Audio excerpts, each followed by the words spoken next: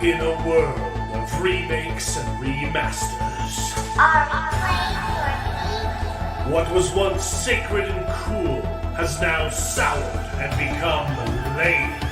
Red? Gone are the days of Pops and Cowabunga. Now is the reign of slurp juice and dabs. Kids these days don't even know how bad they've got it. Now it's up to the best generation to rise to the occasion and make a show that dares to go where a lot of other nerdy shows have already gone quite a bit. That's right. They're going to talk about it a lot.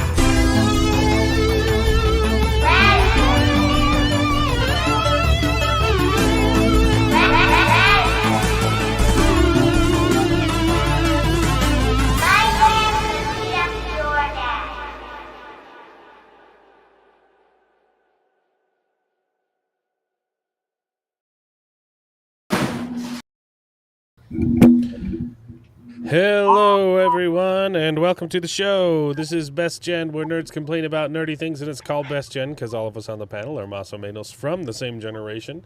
Más o menos is Spanish for more or less, and all of us, we happen to think that this generation is the best one. Not because we're better than you, but our movies certainly were. So strap on in and prepare to wax nostalgic as we reminisce upon the days of yore while simultaneously complaining about the utter filth that keeps getting pushed out of Hollywood's suck factory on a daily basis. How's everybody doing? Good. Pretty good. I'm here for a very short time this evening. Something happened with your microphone during the... Oh, there it is. Did you got me? Okay. Yeah. Yep. There were some weird noises.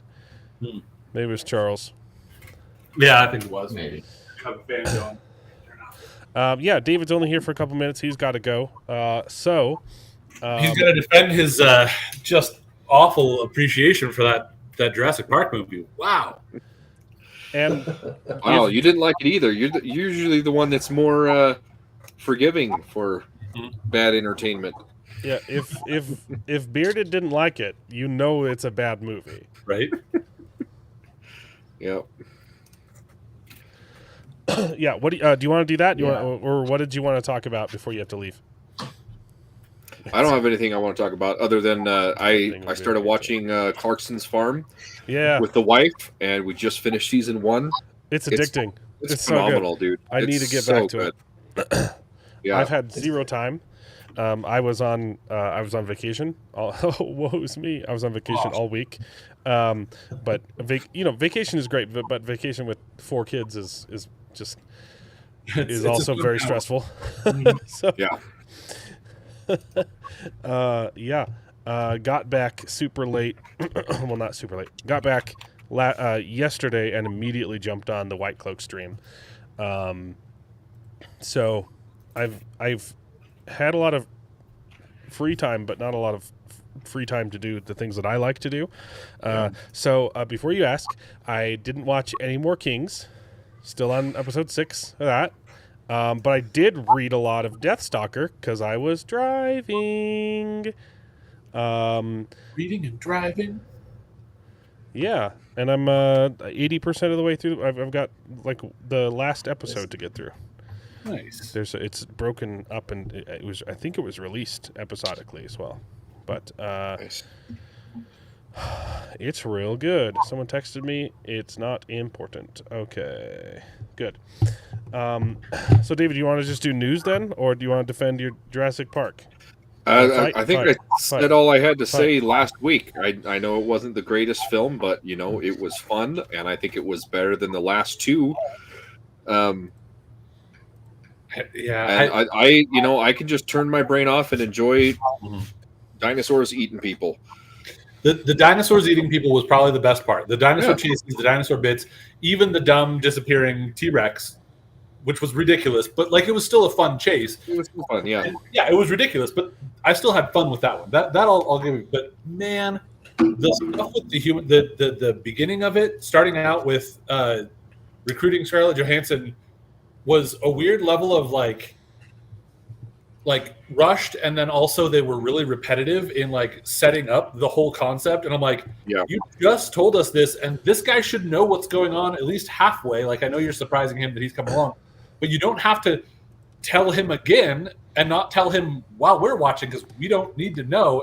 It was so like weirdly repetitive. And then they set up their backstory motivation stuff, that those couple of scenes there with her and Mahershala Ali, like talking about like, oh yeah, I just couldn't stick with my wife, because you're like, okay, sure. And it plays absolutely like, I mean, it kind of speaks to an idea of his motivation for caring about the kids, but like, that's about it. And you didn't really need it. It was just such a weird, bizarre.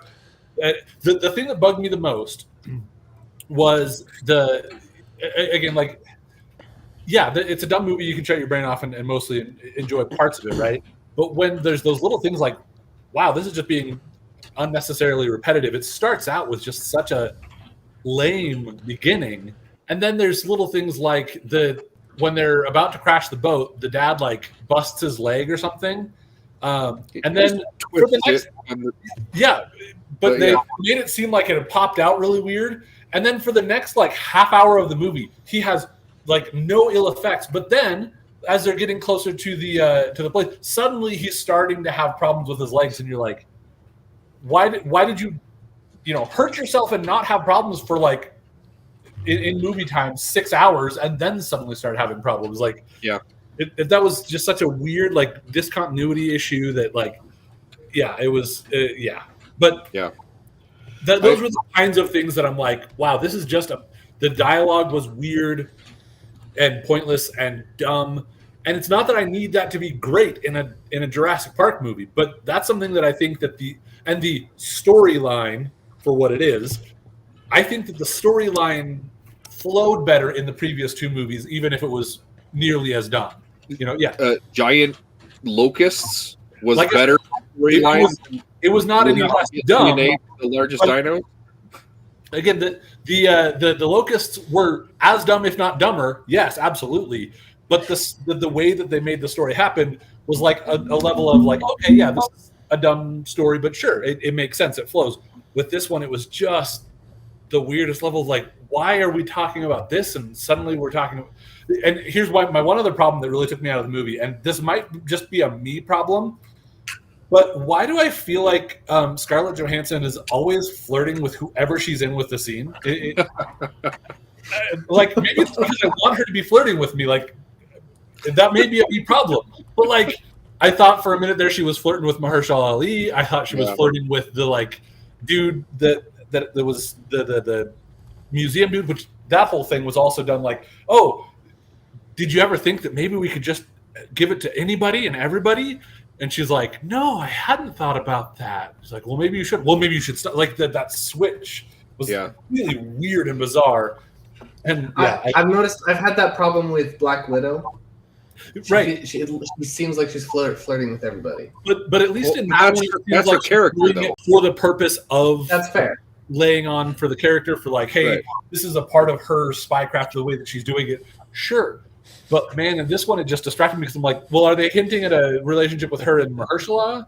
No, maybe they're like flirting with that idea with the museum dude. Maybe they're flirting with it with the corporate dude. Maybe they're flirting with the dad. Like, I don't even know what's going on. Why is she flirting with everyone? Yeah, I hear you. A wild Mexican appeared and then walked off camera. We'll talk to him in a second. Yeah, this is coming from someone that liked Ahsoka. So, Yo, Mex, how's it Mexa. going? Hey, doing Feels great. like it's been forever since we've seen you. right? I know. I feel different. I'm a different person, literally. Yeah. Are you a Nice different haircut. person? Like you're no longer oh shoot, now you're Mark Ruffalo and you're not what's his name anymore? The Hulk? I was gonna say nice haircut. Yeah, why am I forgetting his name? Bruce Banner? The original, the actor who played him first before. Edward Norton. Edward Norton. No, I was making a She-Hulk joke. Yeah, there we go. Sorry. Ah, Yeah. oh yeah, now I get it. Yeah, no, like I don't know, man. Like I've been talking to Tex Mex. I found God, literally, like finally, like really, and Jesus, and uh, Paid off your ransom. yeah. So I'm trying to, get back out there, but I'm doing what I was doing a year ago, but more healthier. Yeah, healthier. Good. Nice. Good. Yeah, Always good to so have healthy Travel- balance in life there. Salty Traveling C wants to know what we're talking what about happened today. there? And it's mostly just a repeat of last week. We're talking a little bit about Jurassic World Afterbirth, a little bit more on Superman, and we're discussing a teeny bit of Mobland for those of us who watched it. But it's mostly just news and catching up. Did you On, want to talk about Rain of Fire? Yeah, we'll talk about Rain Did of you Fire, watch that? too. We'll Can save you that for the talk? end. Can you start with that, because I just realized that I'm playing Clash and I have a game right now. It's my last game. I almost win.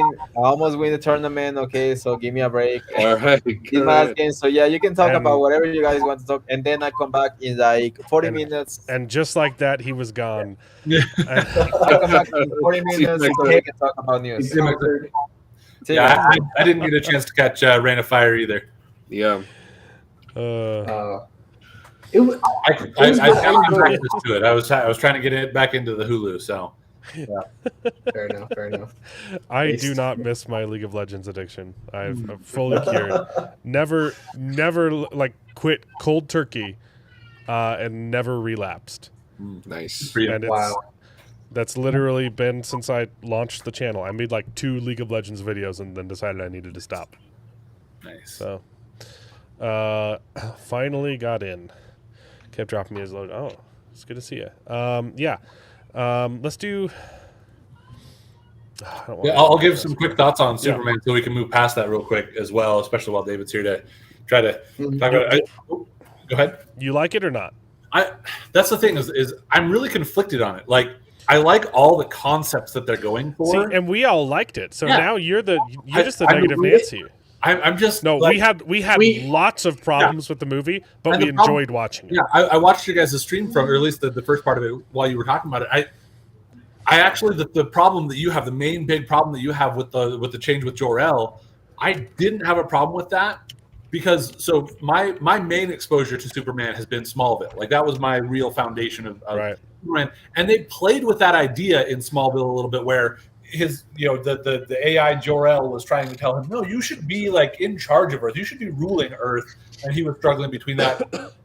Like they leaned harder into it in this one in a way that like made it uncomfortable, but like conceptually I don't necessarily hate that.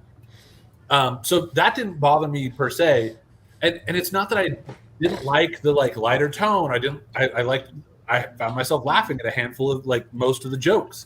I liked the characters. I like Mr. Terrific was awesome. I actually really liked that final post-credit scene with the like, it's a little off, and he's like, "Come on," and he walks off, and he's like, "Man, I'm such a jerk." Like that feels really like genuine, but there was still just something about the tone that felt a little too off to me, and I don't know what it was. That's the thing is, as I try to look at anything in the movie, I liked like almost every little piece of it, but just something about it didn't coalesce for me. Did it feel like a Superman movie to you, or did it feel like a Guardians of the Galaxy movie? It didn't feel too much like Guardians of the Galaxy to me. Is so that's not necessarily a problem for me. Like, But did you feel like there was enough emphasis on Superman, or was it kind of just like Superman and his amazing friends? It felt mostly about Superman. Like the amount that other characters came in didn't really bother me either. I didn't have a problem with that. It did feel like it was focused on Superman.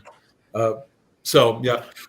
One thing that I'll say that I thought was kind of interesting, I heard a theory that while they really leaned in on the idea of like, no, this was not doctored, this is exactly what the video was, we don't really know that that's Jor-El.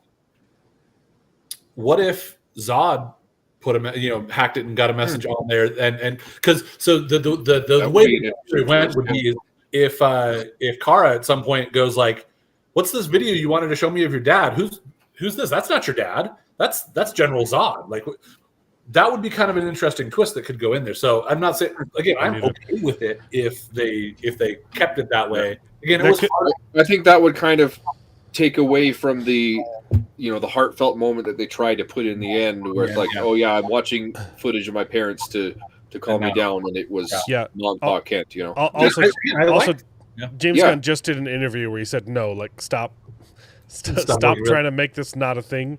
Yeah. The movie says it 4 times. Yeah, it really leaned hard on that. In a way that, No, it's not fake, guys. And Yeah. he's like, no, I hate it, but it almost felt like they leaned on that a little too hard because and it's probably because James Gunn really wanted nobody to be having a doubt about it. But it was like, yes, you've told us like 6 times that it was not doctored. Okay, but methinks you doth protest too much, But I don't know.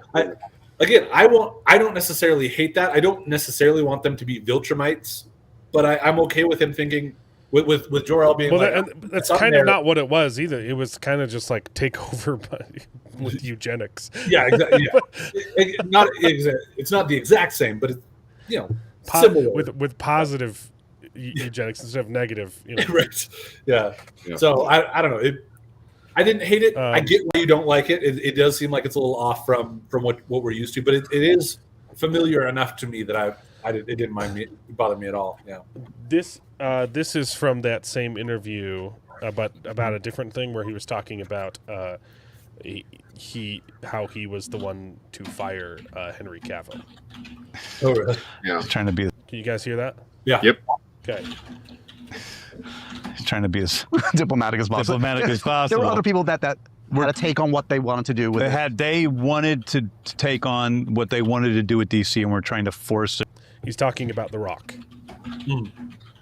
their way, and it just was never a part of the equation for David Zaslav, who was the head of WBD. So, so we came in, and that was really unfortunate. I'm like, this poor guy. And so Peter and I, the right thing to do is to sit down with him and talk to him. And we sat down, we talked to him. He was an absolute gentleman, a great guy about it. He said, the only thing I ask is that I'm able to reveal it myself as opposed to it coming from you guys. I'm like, that's No, he's a class act. Always has been from the start. Yeah. Would it be too confusing to cast him in your DC universe going forward? As another character? Yeah. Absolutely not. Yeah. No, I talked to him about it on that day. So I would love to put Henry in something. Yeah. So this was during the transition because he was brought on to write the Superman movie, and then later they announced, oh no, he's gonna be the head of the DCU as a whole.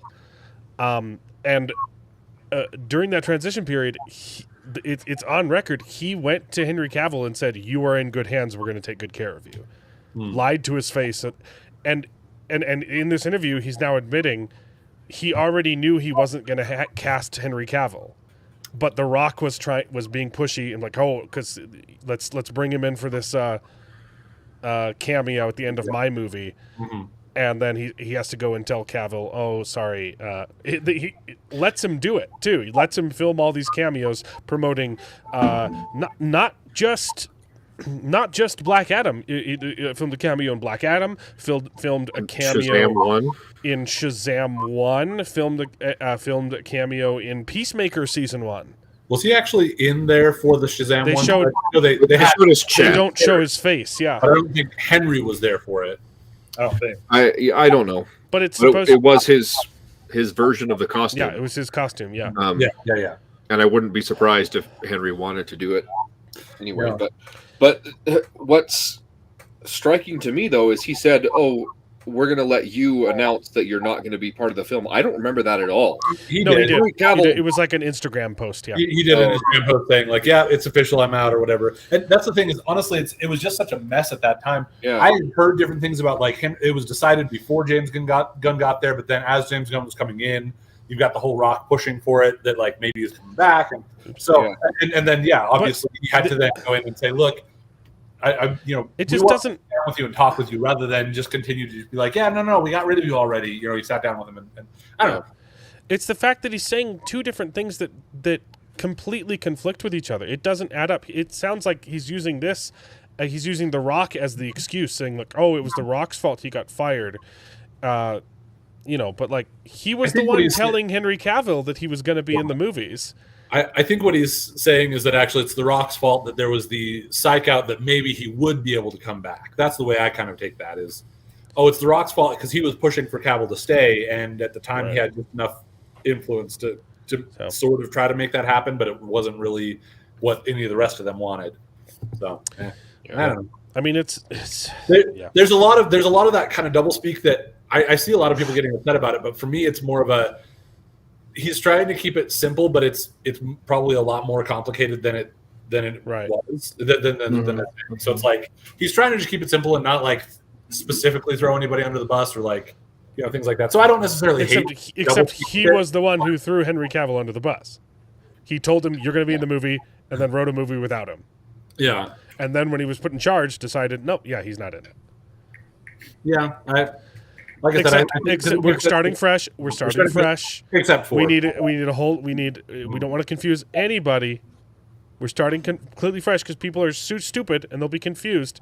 Oh, except I'm going to keep all my favorite characters and have a cameo in the Superman movie with Peacemaker in it. Yeah.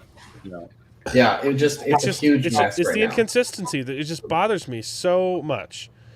Yeah. I get that. It doesn't necessarily bother me, but I'm not as like locked in on all the stuff that's going on with it. So Mark Clark sent another pick. I wonder what it is. It's a good one. All right. First off, thanks for the $1.99 before. Rain of Fire, the dragon one, not Ring of Fire. And you sent a pick. Okay. It's how male feminists in current Hollywood would like to portray Sydney Sweeney as a superhero for their movies. That's Mark for you. It's very accurate. It's the lesbian, the sci-fi lesbian side buzz. Yep. Baggy burlap sack. Yeah, the other one you sent me, which I also saw the news. If anybody though were to pull it off, Sydney Sweeney does. She's a good attempt at making it look good. Mm-hmm. I don't think she quite pulls it off, but that's the best attempt I've seen. I thought the movie was really stupid, but Natalie Dormer looked pretty good in the third and fourth Hunger Games movies with a side buzz. But I don't hate the look. It's not my favorite, but I don't hate the look. I think Sydney pulls it off pretty well. I don't necessarily like the attitude that usually comes with it, but I think Natalie Portman in V for Vendetta too. We just covered how a Taika Waititi project was canceled a few weeks back, and that we were very excited about because it was a bad fit. I can't even remember what it was because I erased it from my memory. Was it Black Flag, maybe? Well, they just announced that he's going to be in charge of a Creed adaptation now. No. Was that canceled, or was that? It's Judge Dredd. Oh, that's right. It was Judge Dredd. But I was saying I was trying to remember what he just got fired from, but now he's hired for Judge Dredd, which is a very dark, horrible film. Horrible fit. And he's I don't know. What was it he just got fired from? I don't remember him being fired. It was another super serious IP. I thought it was because I saw a picture of him looking like he got a whole beard on, saying like Taika Waititi project canceled or something like that. But I never looked into it. I was thinking it was his Star Wars thing got canceled, but then it was another very serious IP he got fired from, and now an even more serious IP. For Our Flag Means Death. That's the one. No, that was his own. That was his original. So that's different than what you were talking about, but it does look like that was. Our Flag Means Death started out really funny for the first like two episodes. Yeah, like 2 or 3 episodes, and then it was just like, it turns like hyper gay, and you're like, I thought this show was about pirates. What's it called again? What means death? Our Flag Means Death. Yeah, don't watch it. Not 2.5 episodes were really fun. So that was some bad news, but for some good news, the Fantastic Foreskins are coming to Fortnite. The way you said that. I saw this. How intentional was that? Oh, my goodness. What do you mean? The Fantastic Foreskins are coming to Fortnite. Hey, Jared. That's what I thought. This is great. Skins of the Fantastic Four. Fantastic great joke. Foreskins. Great. Let's do it. Okay, so Superman box office. I thought this week we'd compare it to. It's okay. Not for a. I mean, this is not the correct number. We know that this is not correct. It's at least 300,000 million. Yeah. They're on record saying it's 300, at least 300 million. The 300, is that including the advertising, or because I know they did a lot on advertising, but No. 200 to 300 is not a lot on advertising. But even so, this is a huge budget. It's probably more. Compared to Man of Steel, so it had a $125 million dollar opening. Man of Steel got the same exact opening, which, if you adjust for inflation, this is not the opening. This is the total box office. It ended with 300. Adjusted for inflation, that's 400 million. And is domestic. that worldwide? That's just no. domestic. Worldwide, it was Worldwide is 660. Yeah. Wow, I didn't realize it made that much. It How much- what was the budget? wasn't a flop financially. It just wasn't. It just didn't do well for the franchise. Well, it's it didn't. It wasn't as good financially as it should have been, but It basically broke even. yeah. But that's also at a time like this was before This is the same. Really It says it has the same budget as Man of Steel, which just can't be true. Starting to see some patterns. Yeah. So the point was, no, it's actually a very similar run. If you compare it, Man of Steel had a good chunk opening, and it actually ended up underperforming the estimates. After the opening, it did not have good legs, and so this total, I'm not super hopeful for Superman. It didn't make a lot of money. It made a little bit of money, not as much as they wanted, and the other ones did worse. But Batman vs Superman made a little bit more, but had a bigger budget. And then Justice League performed almost identical to Man of Steel, right? 600 million, and had a ridiculous budget. Budget. If you're wanting to compare at least the box office numbers, I just sent you a link in the private chat there that has the whole franchise, includes BVS and Man of Steel. It's on the number there too, but yeah, I can do that right here. All right, I got to get going. Okay, but see you, David. Enjoy the rest of the show. We'll try not to. Wait. Does this include? Probably doesn't include. Wonder Woman performed the best out of all of them. I think that was one of the best. Not Aquaman, huh? The first Aquaman. I thought that one was the one that got into the $1 billion. It was all Amber Heard, that's all. Aquaman and the Lost Kingdom. Oh yeah, it did do $1 billion. Regular Aquaman. So Wonder Woman did better domestically. Because that's right. The graph is just domestic. That's right. Yeah, for some reason, yeah. That's the default. I wish you could switch it to. Yeah.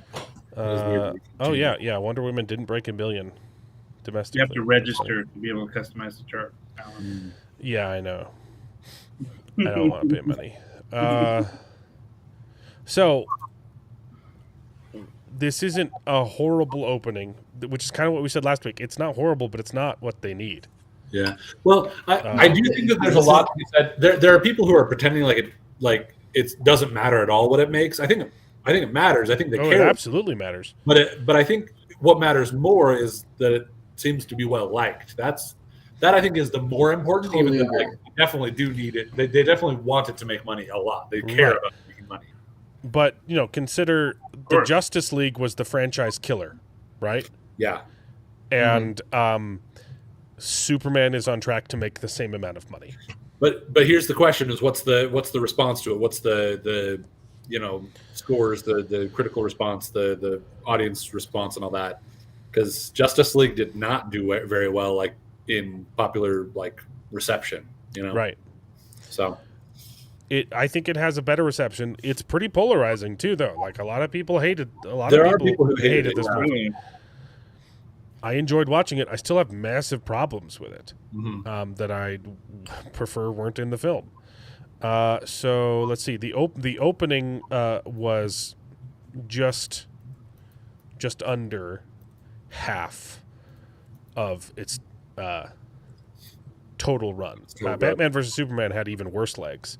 The opening was half of the money that it made. That was one that really should have. It just had a really, really big opening and then just tanked off. Yep. Right? So they had an opening and said, "Oh, these are good. This is what it should look like." And then that's what it actually looked like. Really bad reception for that one. So yeah, if you're comparing those numbers, if you want to go to the actual, daily numbers, it's like you're looking at the same chart for Man of Steel versus Superman. Well, and with Fantastic, except that adjusted for inflation, Man of Steel made a lot more. And you also kind of have to adjust for the fact, like, depending on how crazy in the weeds you want to go with it. Like, but yeah, people aren't going to the movies as much as they were back then. Like, people just don't bother with the movie. And it's twofold. It's not just inflation, so that this money means less. It's also ticket prices are higher. A little bit, not too much from pretty significantly. Yeah. So it's the dollar is worth less, and also less people are actually seeing the movie. Yeah. Seats have gotten bigger. Tickets have gotten more expensive. That's absolutely true. So I wish, and a lot of people have the same sentiment, that they should be tracking tickets sold, not just money made. Yeah, I agree that tickets sold is the better metric personally. Probably should track both. I understand though, like it's easy to like get lost in all the different like factors that change from over time. So like I get trying to keep it simple, and I think just raw money is at least worth looking at. But I think tickets sold is a better like factor for how well it's doing, because even with all those other factors coming into it into play of like the price or the the economy or inflation or whatever else, or whatever combination they've got, it's still a matter of this is how many people are wanting to go see it and how often they're going back to see it. So Mark Clark sent us another $1.99. It's about time, Dark Jared. I've been here though. Oh, he's talking about Jared being late. Oh, yeah. It's because of the haircut. Oh, so now I can go back and do the joke. Since you're here, Jared, Nice. This is in reference to the stupid thing that they put in Superman, where the super harem. You know who'd have a problem with Jor-El's plan? Jared. That's why he hasn't given his mother grandchildren. There you go. Mark Clark also celebrated 33 months of channel membership. He has a platinum sombrero. Way to go, Mark Clark. I think there's only one more color of sombrero. Uh-oh. The diamond sombrero. So, let me just double check.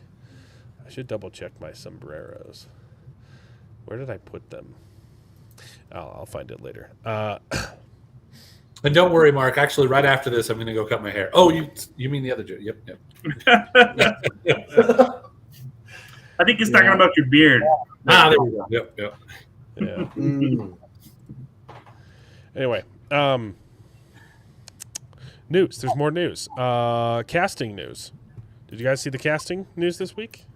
There were two big casting newses. There's actually three, but I didn't cover one of them. They announced a whole bunch of people attached to a really big one. They announced a bunch of Odyssey casting, which I don't really care. It's also weird because it's been shooting for a while. So yeah, are they just casting them, or they're just noising it out? Live action Zelda. I did hear about that happening. Oh, really? Yeah. This is the cast. Okay, I could see it. Yeah. I can see it. honestly, I feel like this would have been a great spot to go for more Asian-oriented characters, but yeah. Why do Maybe, yeah. I disagree though? I'm not saying you had to. I'm fine with this, but I think that if that was a priority for them, this is one where they could get away with it. I think really well without it feeling like it was forced on us. It's coming out in 2027. It looks like. That sounds about right. Yeah. Wait, are you saying these guys aren't Asian? Oh man, right. That's a big misconception though.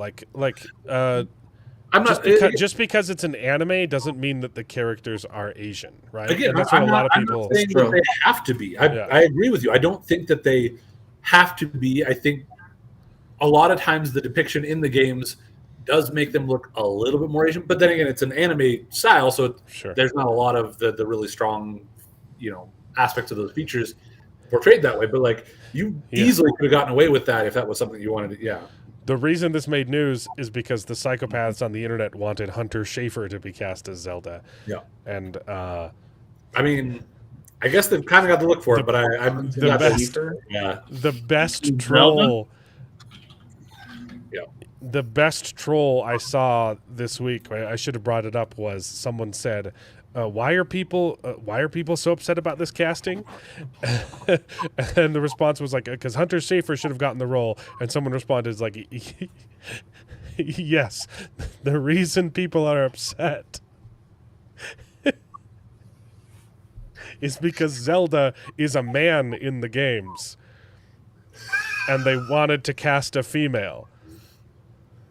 Because it's the common joke that wow. Link people don't know that his character's name is Link. It was great. It was a great troll. It was a great troll. Know nothing about Zelda. Okay, I didn't. So I didn't even know until releasing the character you play wasn't Zelda. Yeah, see, that's the joke. That was the joke. Mm-hmm. Yeah.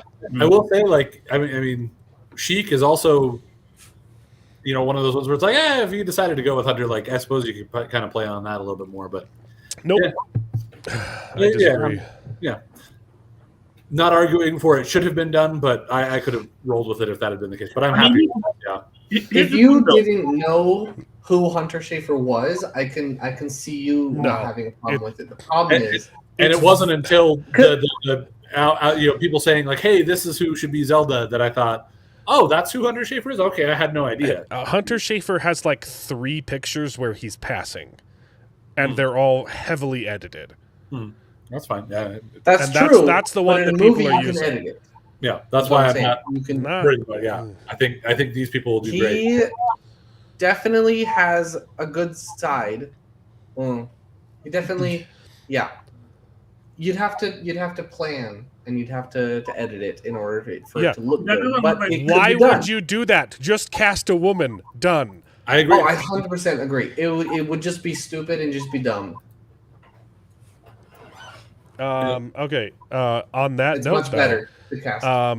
they did announce they cast a tranny in House of the Dragon as Queen Alicent's child. Very important character in the story for season 3. Really? So is this a man pretending to be a woman or a woman pretending to be a woman? man? It's a woman. It's a woman pretending to be a man. Yes. It's a woman with mental health problems.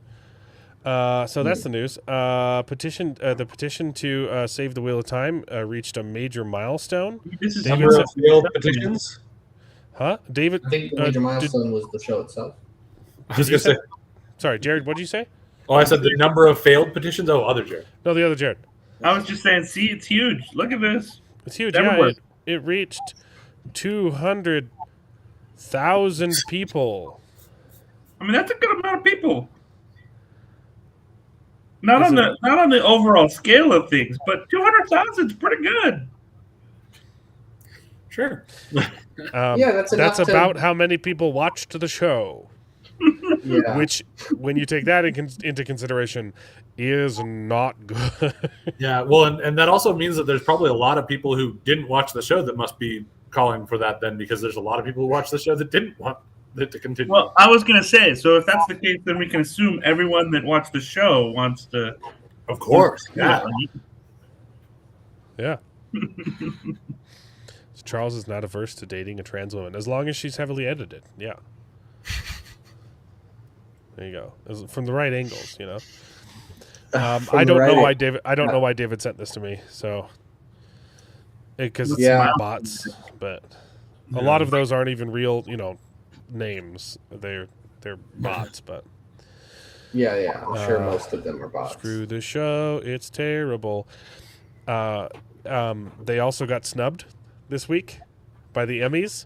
Not a single Emmy nomination, not even for costumes. What? Because screw the Wheel of Time. It sucks. You know what did get some Emmy nominations? The Acolyte. The Acolyte. The Acolyte got best sound or nominated for best sound editing or something like that. Yeah, sound mixing. Yeah, 80%. Yeah, I would say 80% are bots, for sure. When you've seen the amount of people reposting Fitzy the dog, they're either bots or they might as well be because their brains aren't working. So, yeah, more news. The late night show got canceled. What? Poor Stephen Colbert. Don't care. Yeah. I feel not bad for him at all. Yeah. I mean, I didn't watch stuff. I don't watch the late night show. Yeah, I don't watch propaganda either. Next. Yeah. How about that one? Dude, come on. The vax scene? No, really? I'm saying that you don't watch propaganda. Right. Okay. Season 3 of The Last of Us release window. Someone sent this to me. I don't know why we're talking about this. Is it like forever? 27? Wow. This is not how TV works, guys. You can't do this. It's unsustainable. Mm-mm. What the crap? Yeah, a long wait. Yikes. Yeah, that's going to be hard.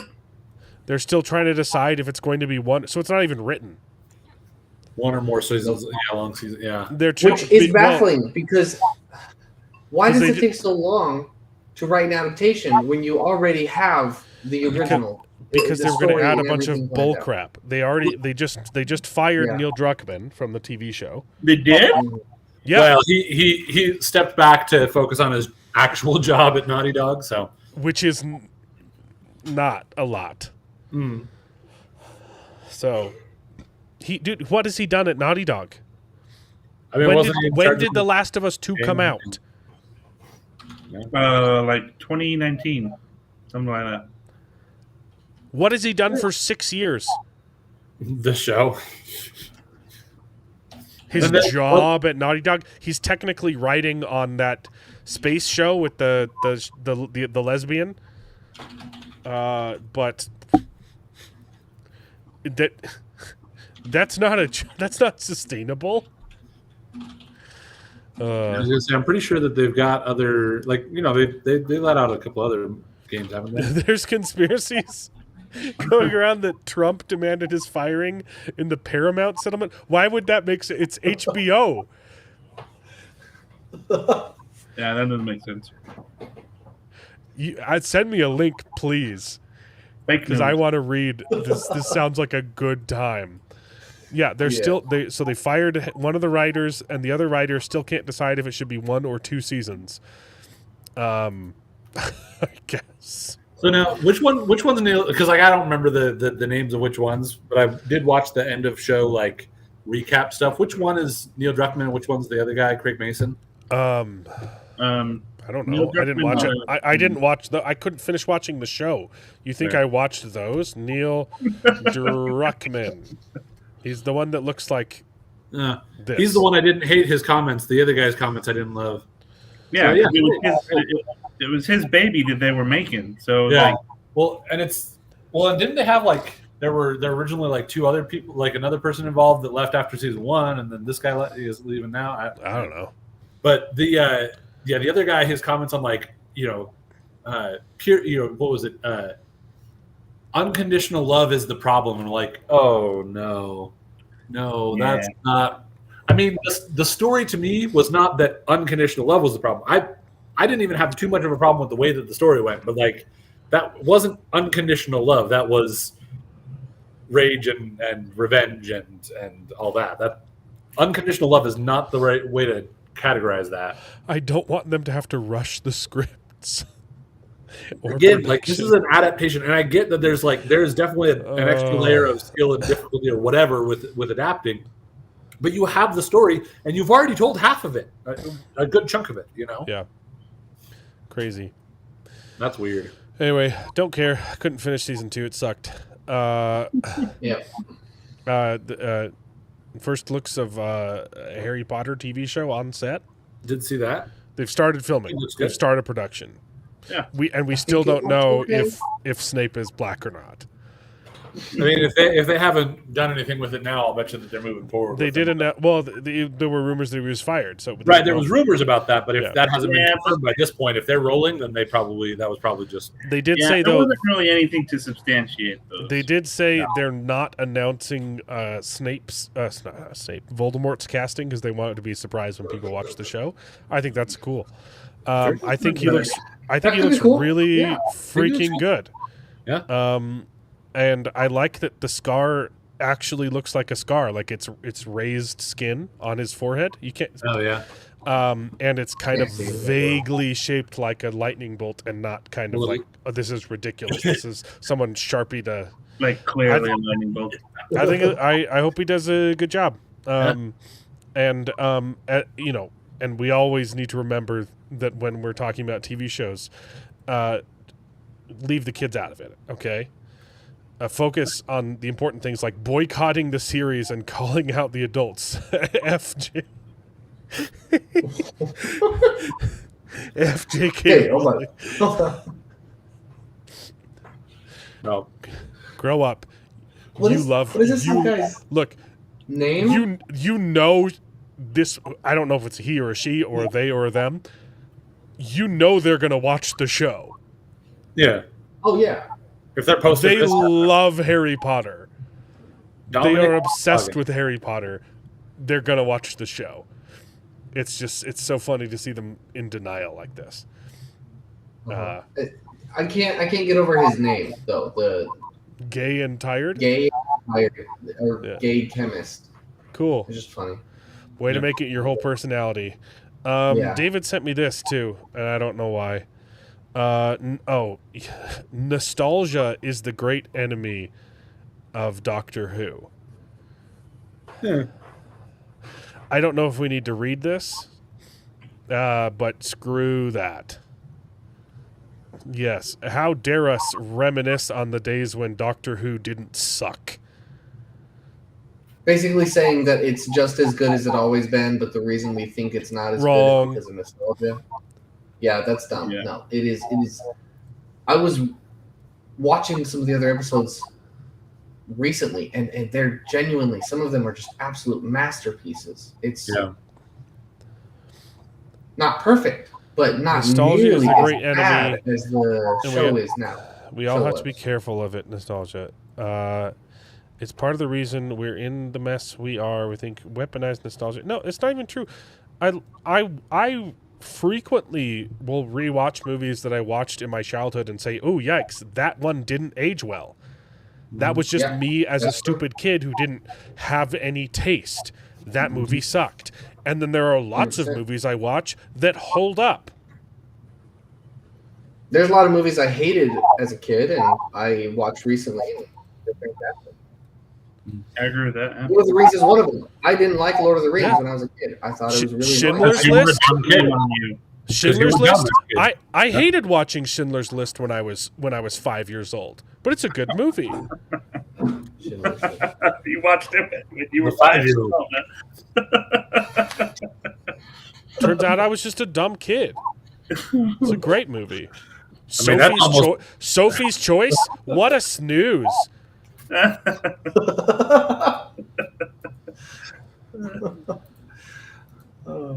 trying to think. What's Yeah, I thoroughly disliked The Human Centipede too when I was 5. And now I am a man and I have grown-up opinions. It's a masterpiece. I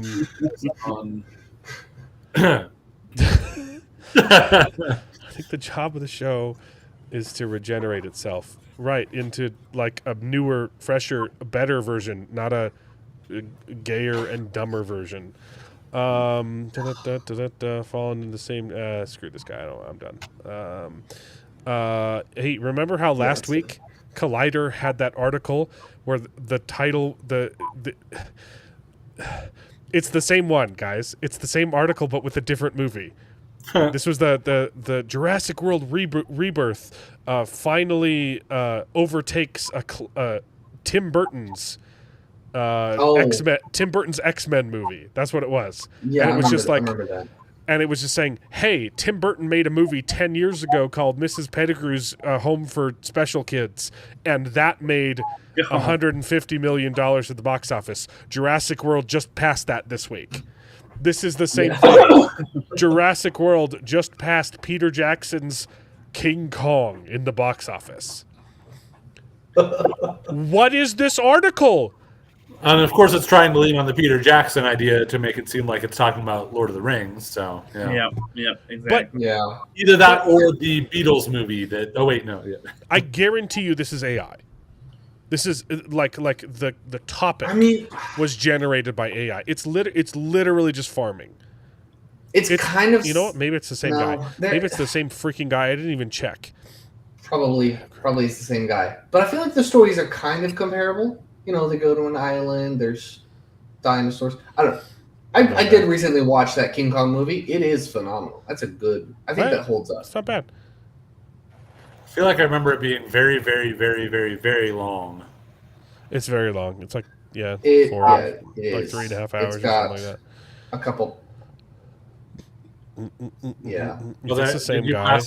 I swear. Did you pass it? I thought I saw something. No, he's written like, huh? Tim Burton something was on. Oh, I did? Something. Tim Burton. It's the same guy.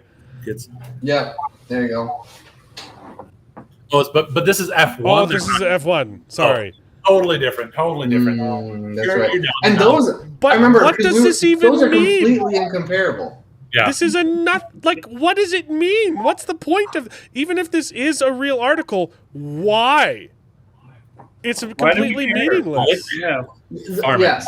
The Jurassic World comparison is much better because it's kind of the same genre. It's a similar style movie. F1 and this has nothing to do with F1. Completely comparable. It's like it's going for a different audience too. Like absolutely. Yeah. Which I did get to see F1 today. It was very good. Yeah. I haven't seen it yet. I was not overly excited to go see it, but I'd heard really good things, and it's a well-told, well-made story. I'm not any more interested in Formula One racing, but good fun characters, good fun story going on there. So yeah. That's one I'd like to see. It seems kind of like the Ferrari movie that they had. Yeah, I never ended up going to see Ford that versus Ferrari was really good. Ford It was versus more of Ferrari. a character study than a racing movie, though, and it was very good. But from what I've heard of F1, it's more of a racing movie. Yeah. Before we move on to F1, though, there was one more announcement, like a casting announcement. They're doing another Trump movie on Netflix. No, is that Bill Cosby? Is that Bill Cosby? My gosh. Goodness. That does look like Bill Cosby. That looks like him. It's just AI. Am I It's not crazy? anyone. It's AI. Yeah, it's. I mean, you're racist for thinking it looks like Bill Cosby because it's not. I just said it kind of looks like it kind of looks like It does look off. I can tell it's off, but I don't know, something about the eyes and the eyebrows makes him look like Bill. That is hilarious. You brought up the picture of Harry. They also got a picture of Hagrid in there as well. Oh yeah. They showed Nick Frost as Hagrid, and he looks pretty good. It looks pretty good. I forgot to bring that one up. I was busy. He look good. His beard line looks a little too clean. It looks a little bit more like he's got a beard strapped on. But other than that, yeah.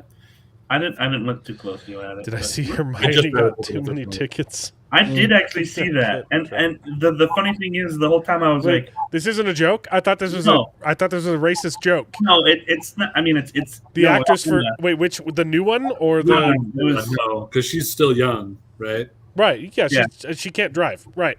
Okay, no, this isn't a Mexican joke. She literally got pulled over for going like 6 over, like 6 or 8 miles over, and so now she got her license revoked for 6 months. What's but this is like the third or fourth offense. Emma Watson? Yeah, Emma Watson. That's hilarious. Here, went 8 over the limit and can't drive for 6 months. That's hilarious. Like, usually go 10 over and like like standard. Let me know when 30 and this is in England too. So yeah, the fine she got. Let me know when we can always talk about Save Watt, guys. This is a safe place. It's a safe space for Save Watt. I want to see an F1 in person. That would be cool.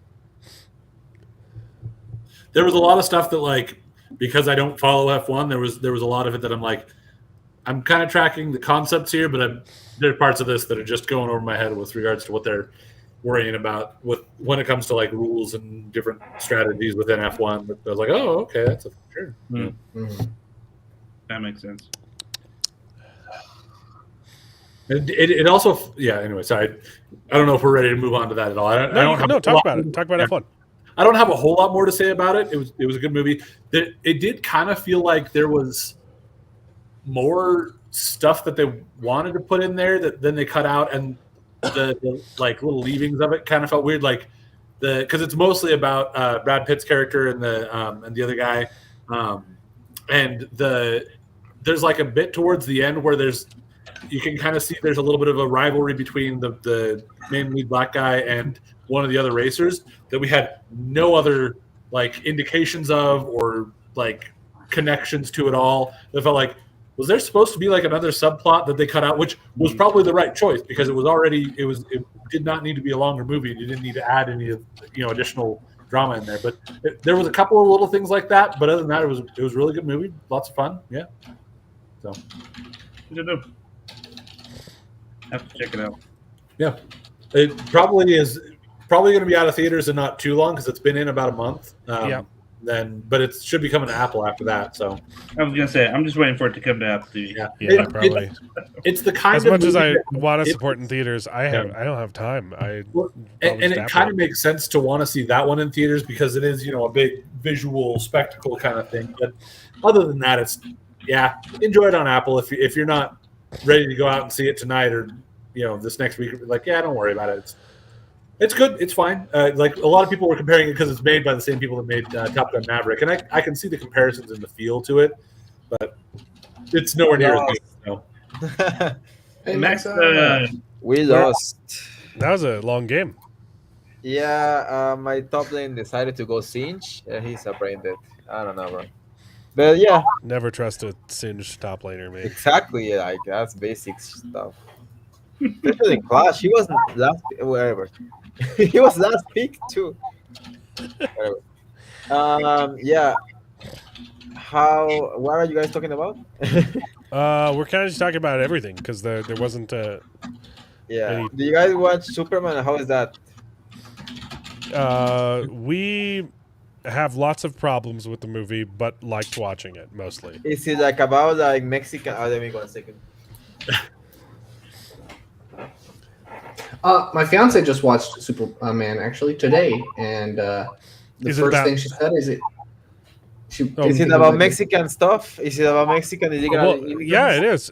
James Gunn said that it was about immigrants. It was an immigrant story, and that it was inherently political.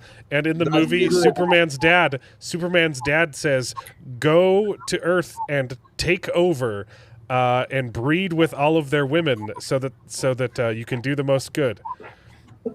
That's hot. I don't know.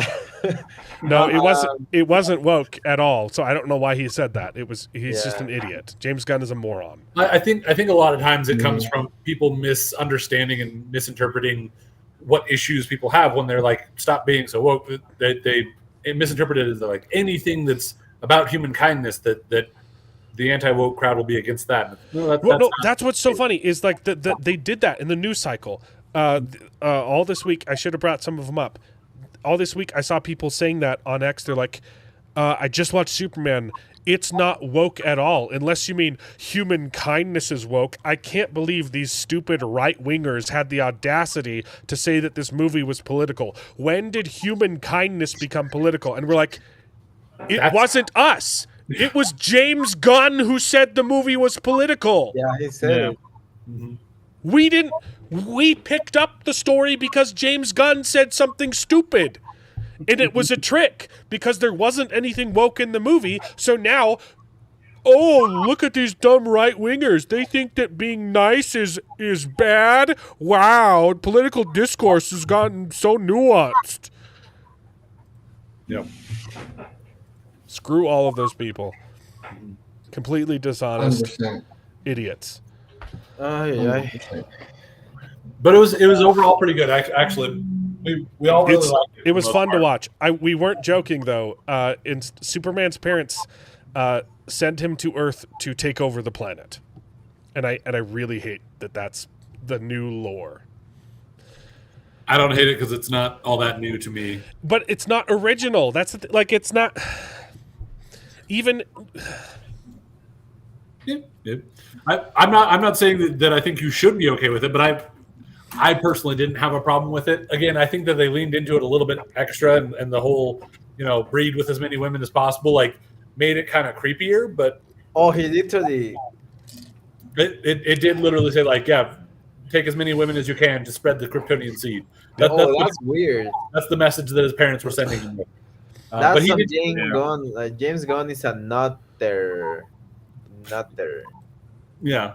Well. Still, I think they could have done it much better with. I immediately thought a much better plan instead of finding this dumb recording, fixing the recording, whatever. Because there was also no guarantee that he could have done that. That was. Yeah. He was a just weird plan to pivot on. But anyways, he had a clone of Superman, so from the beginning he should have been sending out the clone of Superman to be doing evil things dressed as Superman, pretending to be him.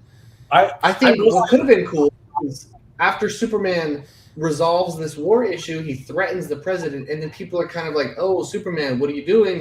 You're involving in politics." With that interview with Lois Lane was good, but they didn't do anything with it. So then the copy of Superman could have come in and killed the president, and then the whole world erupts. Superman just killed the president of this country, huge discourse, and then he starts doing more evil things, and people start hating him. I think that's so much better.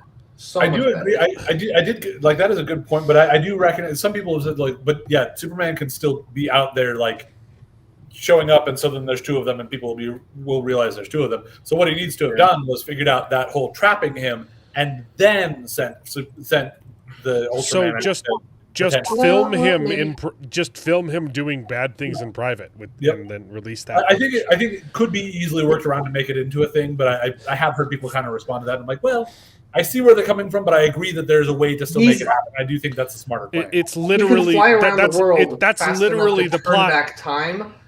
I think he can be in two places in two different times. Like he can fly pretty fastly. People are just gonna say, "Oh, he just got there really quickly." It's also literally the plot of the Boys comics, not the TV show.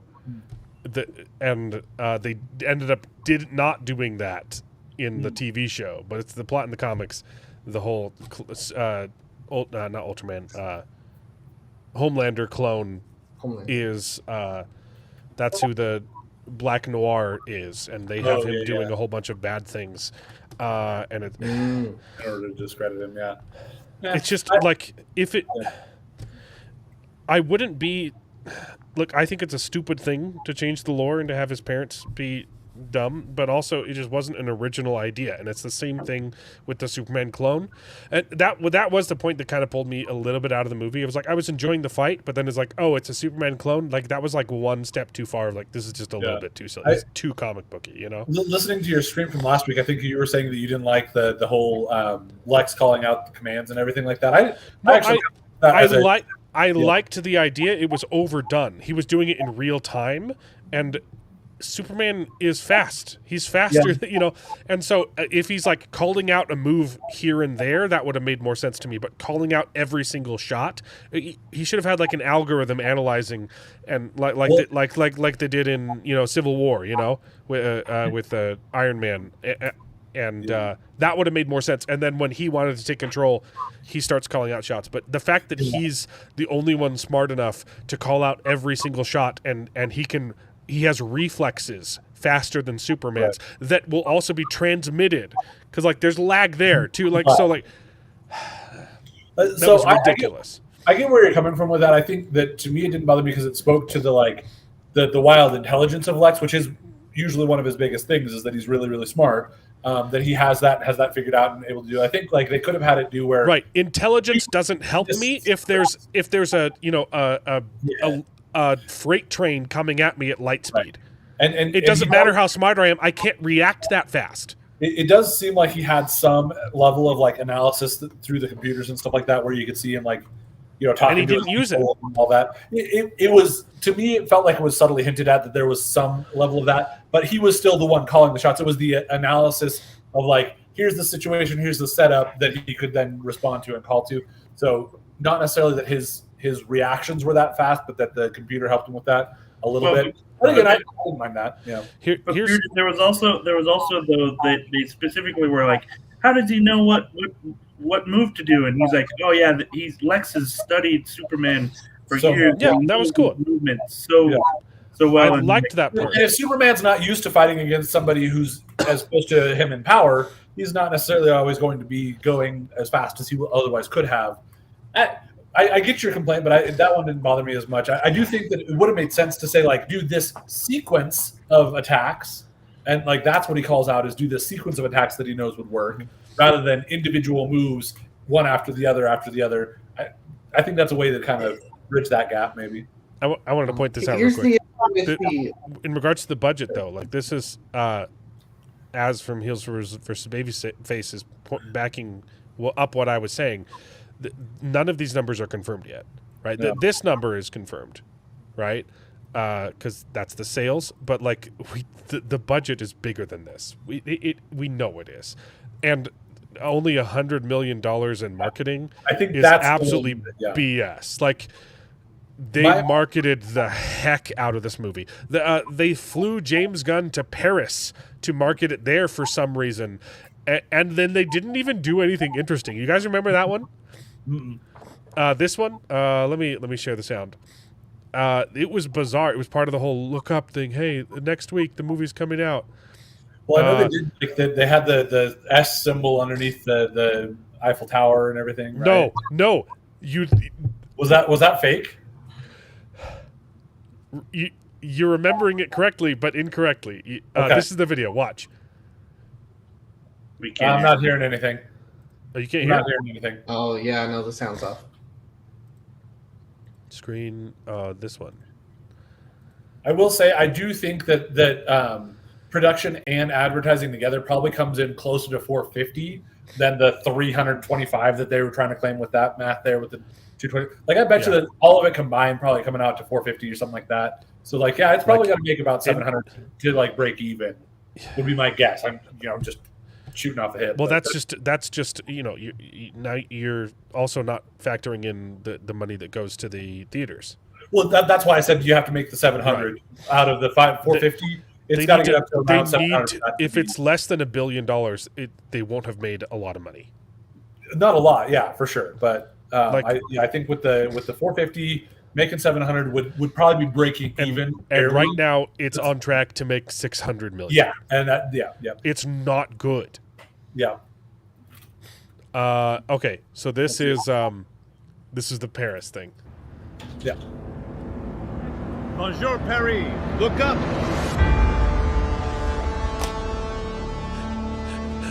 Look up as we pan down to a boat.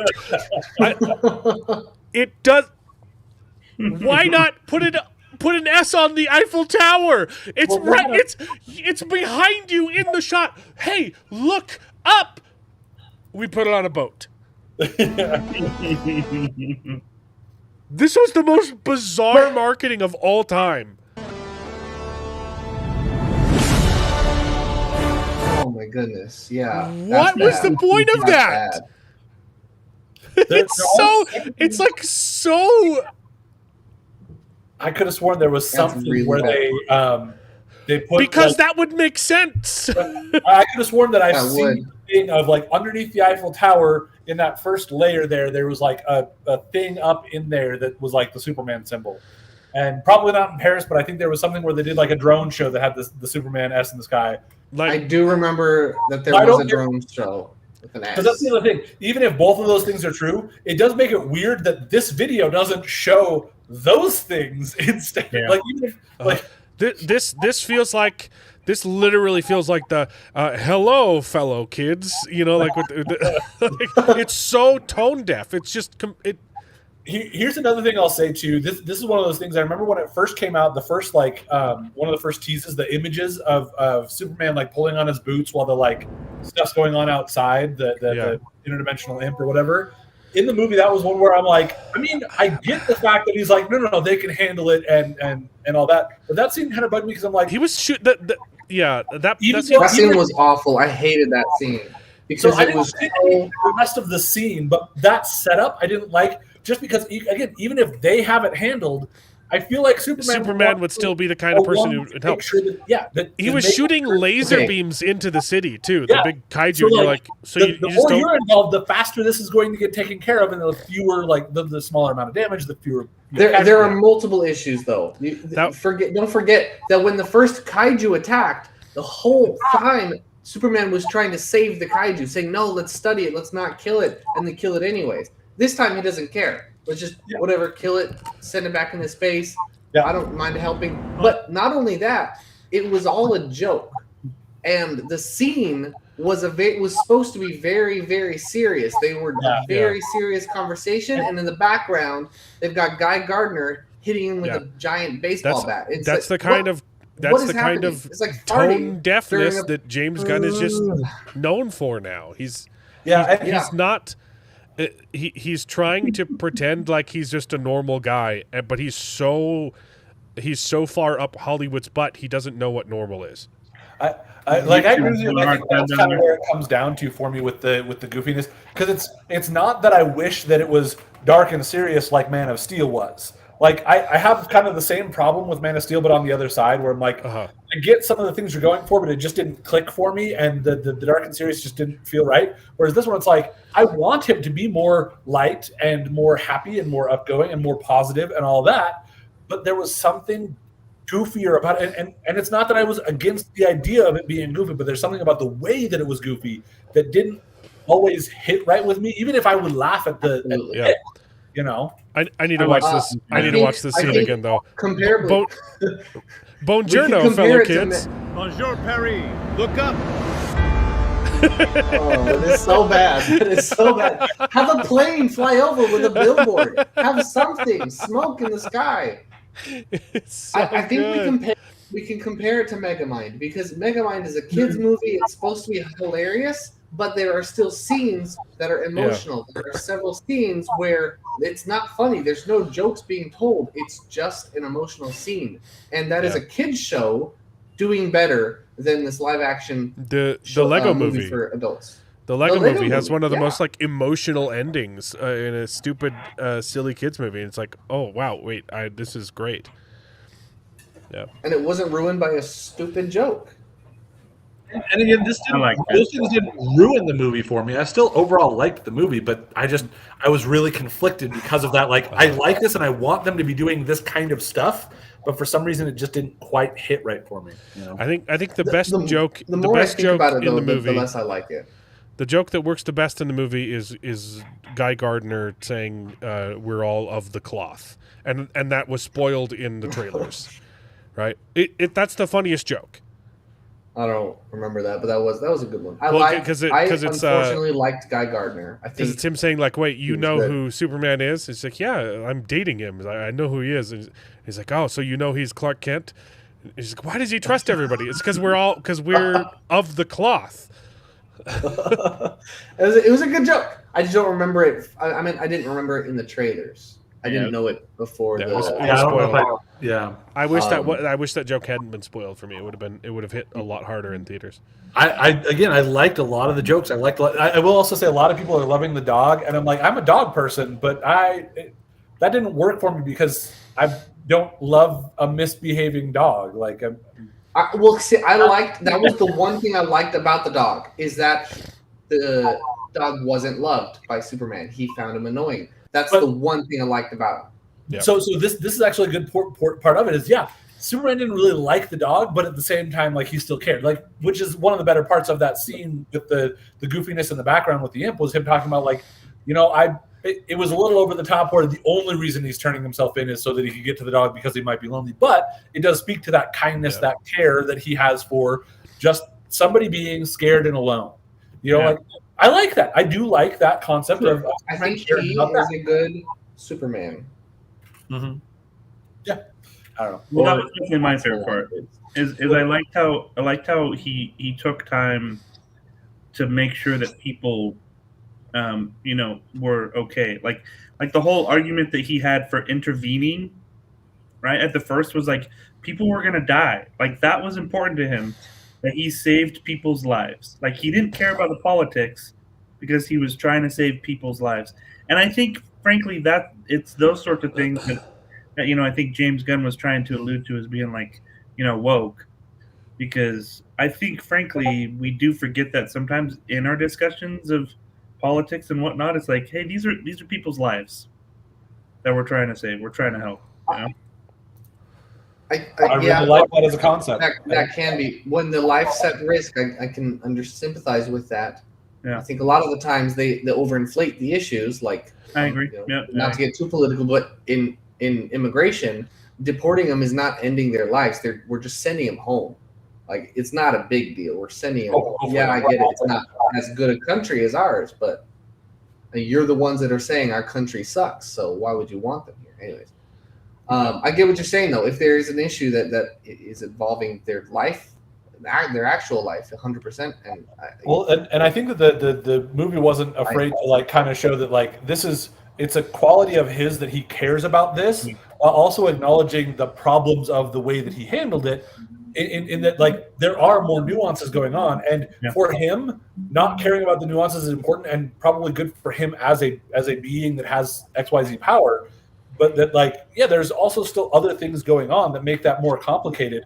And it didn't shy away from the fact that both were true, and neither was right for everybody across the board, kind of thing, Which I think would have made my suggestion even better if they had the clone go in and kill the president posing as Superman, and then everyone's doing this, and he was like, I didn't do this, and then he's like, but maybe it would be justified if I did do it, but then they show the ramifications of killing the president. Maybe a new president comes in who's much worse, and then near the end he's starting thinking, what if I start doing this? What if I start becoming the tyrant?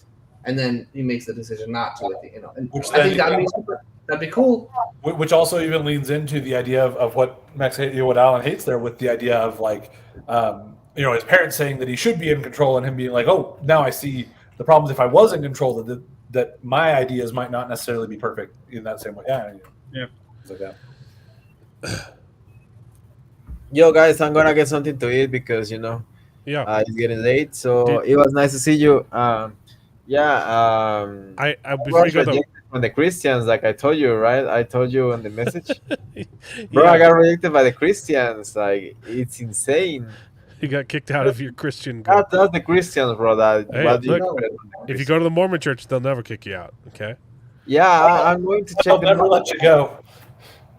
He's like, I think they got scared because I told them that when I was younger, like I thought that I was the Antichrist, but it was just for a little bit. It's just for a little bit. It's some weird things. Yep. You thought that you were the Antichrist? Yeah. You'd watch Good Omens. I think we all did. I mean, not yet. I thought that I was not yet. I needed to prepare.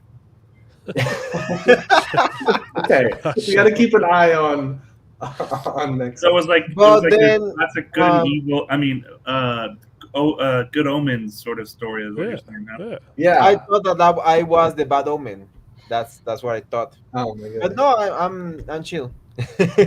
No, No, you're that's what I blessed, mean. Like I went from literally hell to now being closer to God and Christ that I ever been. And also the healthiest and the best that I ever done. In my life. I'm the happiest and all that.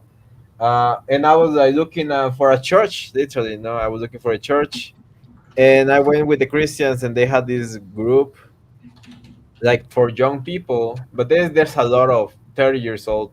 That is not young people. It's not. They're not young Whoa, anymore. watch it. Watch I'm it. joking. He's young still. It's just that you have to understand that there's a difference between Mexican and American 30 years old. No, Yeah, Mormon culture will align more with what you're talking about there with the Mexican culture in terms of like what's considered young, for sure. exactly. Yeah, like have you seen the women after 30? They turn into tamalera, bro. They turn into tamal ladies, bro. And yeah, there were a bunch of people that were like, oh, when am I going to get married? I'm 33. I'm already lost. I already lost my chance. And I'm like, bro, what are you talking about? The heck? You're hearing that at 23 with Mormons. Like, oh, I'm 23. I'm never gonna get married. I'm an old Yeah. maid. I'm 23 right now. That's what I got to go with the God, Mormons. you're an old maid, Charles. Come on, get to it. No, my. Mexa, before you go though, you watched Jurassic World Poopy Pants. Did you like it or not? I haven't watched the movie. You told me you were going to go see Jurassic World. I was gonna watch it, but stuff happened. Okay. I have a friend that she's acoustic, and we were going to watch it, and she had like a crisis or something. So I was like, bro, I literally told her, if you don't want to go, I can go on my own. I can go by myself. And she was, no, let's go. Whatever, bro. I have it. I already pirated the movie. I can watch it free. So I don't want to see it. It's So. Ultra HD, so it's not worth it to go to the movies anymore. But yeah, I need to get something to eat because the UFC is on and it's the best fight of the year. I always say that like every week, but good on you, Mex. Oh, and I remember I have to post videos now because YouTube told me that I've been not posting videos, and it's like if you don't post videos, you're no longer in YouTube partnership program. So oh, really? Yeah, so I'm going to be posting videos. I don't know, maybe I make the taco diet, how I lost 22 kilos on a month. Like this time I lost less than last time, but it was way healthier. Like I feel better. I don't feel like shit like before. I used to feel like garbage. You're looking good. Thank you. You're looking good. I look younger. Keep it up. You're looking 29 now instead of 30. I'm 29. Oh, there you go. I'm looking 28. There, yeah. That's what I meant to say. Yeah. Exactly. Lost in translation. Yeah, I need to check the Mormon church because the next Jurassic Park movie is going to be about zombies. I gotta watch the movie because now it seems interesting. There's no zombie dinosaurs. No, he's making a joke. They would tease because they're running out of ideas. The next movie, they would say, "Oh, but we cured it already." That's what they would do. Did they do it like? Did they go to space?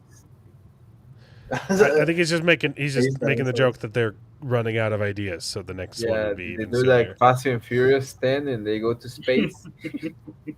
Yeah. Okay, right. I'm gonna peace out, man. It's good to see you. Yeah, thank you guys, and I'm gonna chat with you, Tex-Mex, about the fate, because I need a church because I'm no longer accepted on the Christian church. Like they're so pussies, bro. You cannot tell them, bro. Oh yes, when I was a kid, I thought that I was going to be the Mexican Adolfo, the Adolf. Yeah, it could have. That's what it should have been. Maybe it was you guys that was talking about it. I liked that idea. Yeah, they should have had a couple of movies where it's we were talking about that. Yeah, zombie type post-apocalyptic thing. I'm like, yeah, that would have been great. But yeah, like you said, if they did that, they would be like, oh, now we found a cure already. They just shoot right past it. They literally did that because they said, oh, the dinosaurs are all over the world. Oh, but they all died off except for in the equator.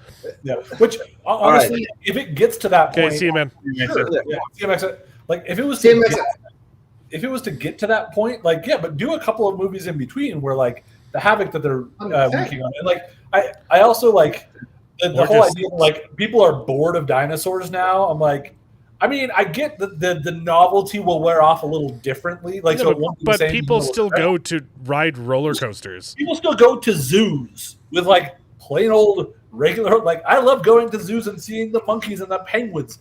Weirdo. Are you kidding me? Like, I would love to see dinosaurs, wherever. Like, if there was a dinosaur walking down the middle of the street, maybe I'd be annoyed that it was there and like, oh man, escaped from the zoo. I would still be like, holy cow, that's crazy, I passed a deer on the road and I was like, whoa, a deer. Like, yes, it is like getting tired of dinosaurs. It is not a thing. You're absolutely right. That's ridiculous. Yeah, that's so dumb. So much so that like the museum is shutting down. Like, why are any museums not shutting down? Like, some of them are, sure, but like, why are zoos still open if that's the logic? Exactly. Yeah. Dumb. I totally agree. Nope. But I guess they had to have like them be rare because then you have to make a special trip to the island or something. I don't know. Is that our segue into Reign of Fire, though? What was that? Is this our segue into Reign of Fire? Sure. Yeah. I watched the trailer for it because at the time I wasn't able to get it into Hulu. But no, that's right. I still can't watch it because it's like only with Hulu Live, and I don't have access to that, so I don't know if I'll be able to watch it. Did you watch it, Alan? This week, no. I wasn't home. I was in a hotel. So we would love to hear your impressions, though, Charles. But I've seen the movie like 100 times. It's a great movie, and I don't know if there's anything. I think Bearded is. Are you the only one that watched the first episode of Mobland? I did watch the episode. I watched it. I told you last week that I watched like 8 episodes. We didn't talk about it at all. Is it good? Okay, sorry. Reign of Fire. Charles, how'd you feel? Reign of Fire. We'll talk about Reign of Fire. We'll do Mobland, and I still haven't watched the 2 new episodes of Foundation season 3, but I think Jared finished season 1 because I finally. Finally. Because I saw your progress on our account. Hey, you know what? You just gotta ignore that for now. Yeah. Yeah. We need to catch up. We need to catch up on Slow Horses though, because season 5 drops in like 2 months. Oh well, dude, I'm already caught up. I'm just okay, I need to watch 2 seasons then. Yeah, get on it.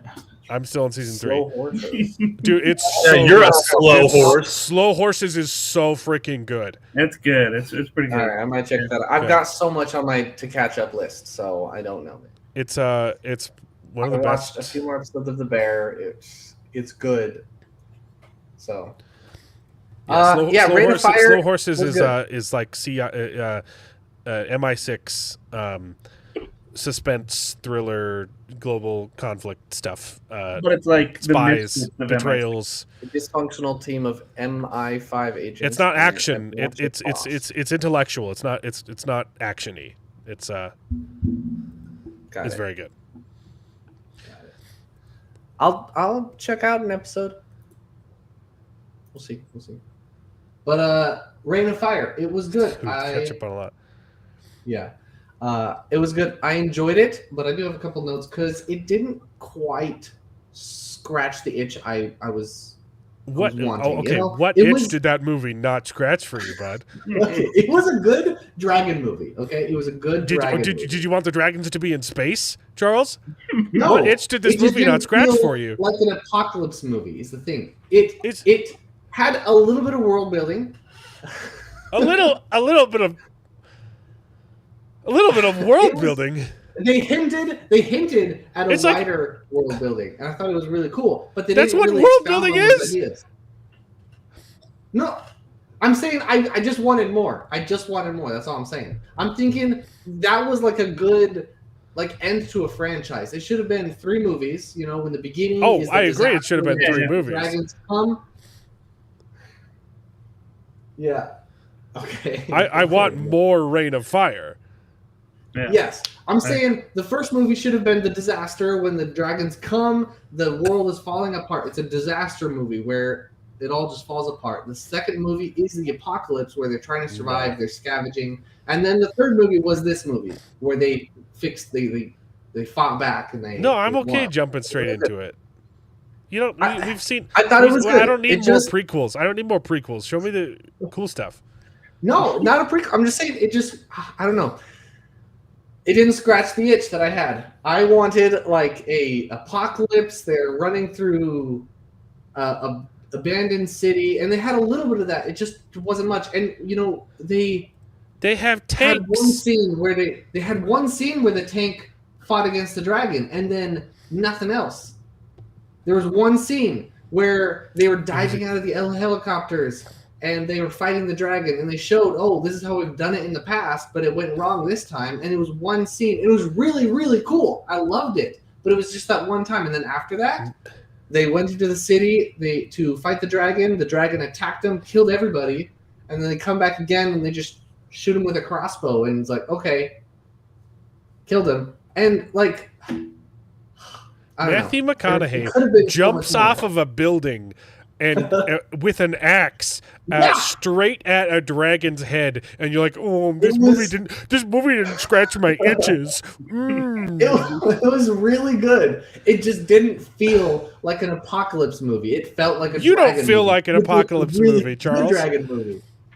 It's also 2002 or something like that. So I think maybe you're just looking for a different kind of action than what they had back Maybe then. I don't know. It's true, but 23-year-old good. movie. I liked it.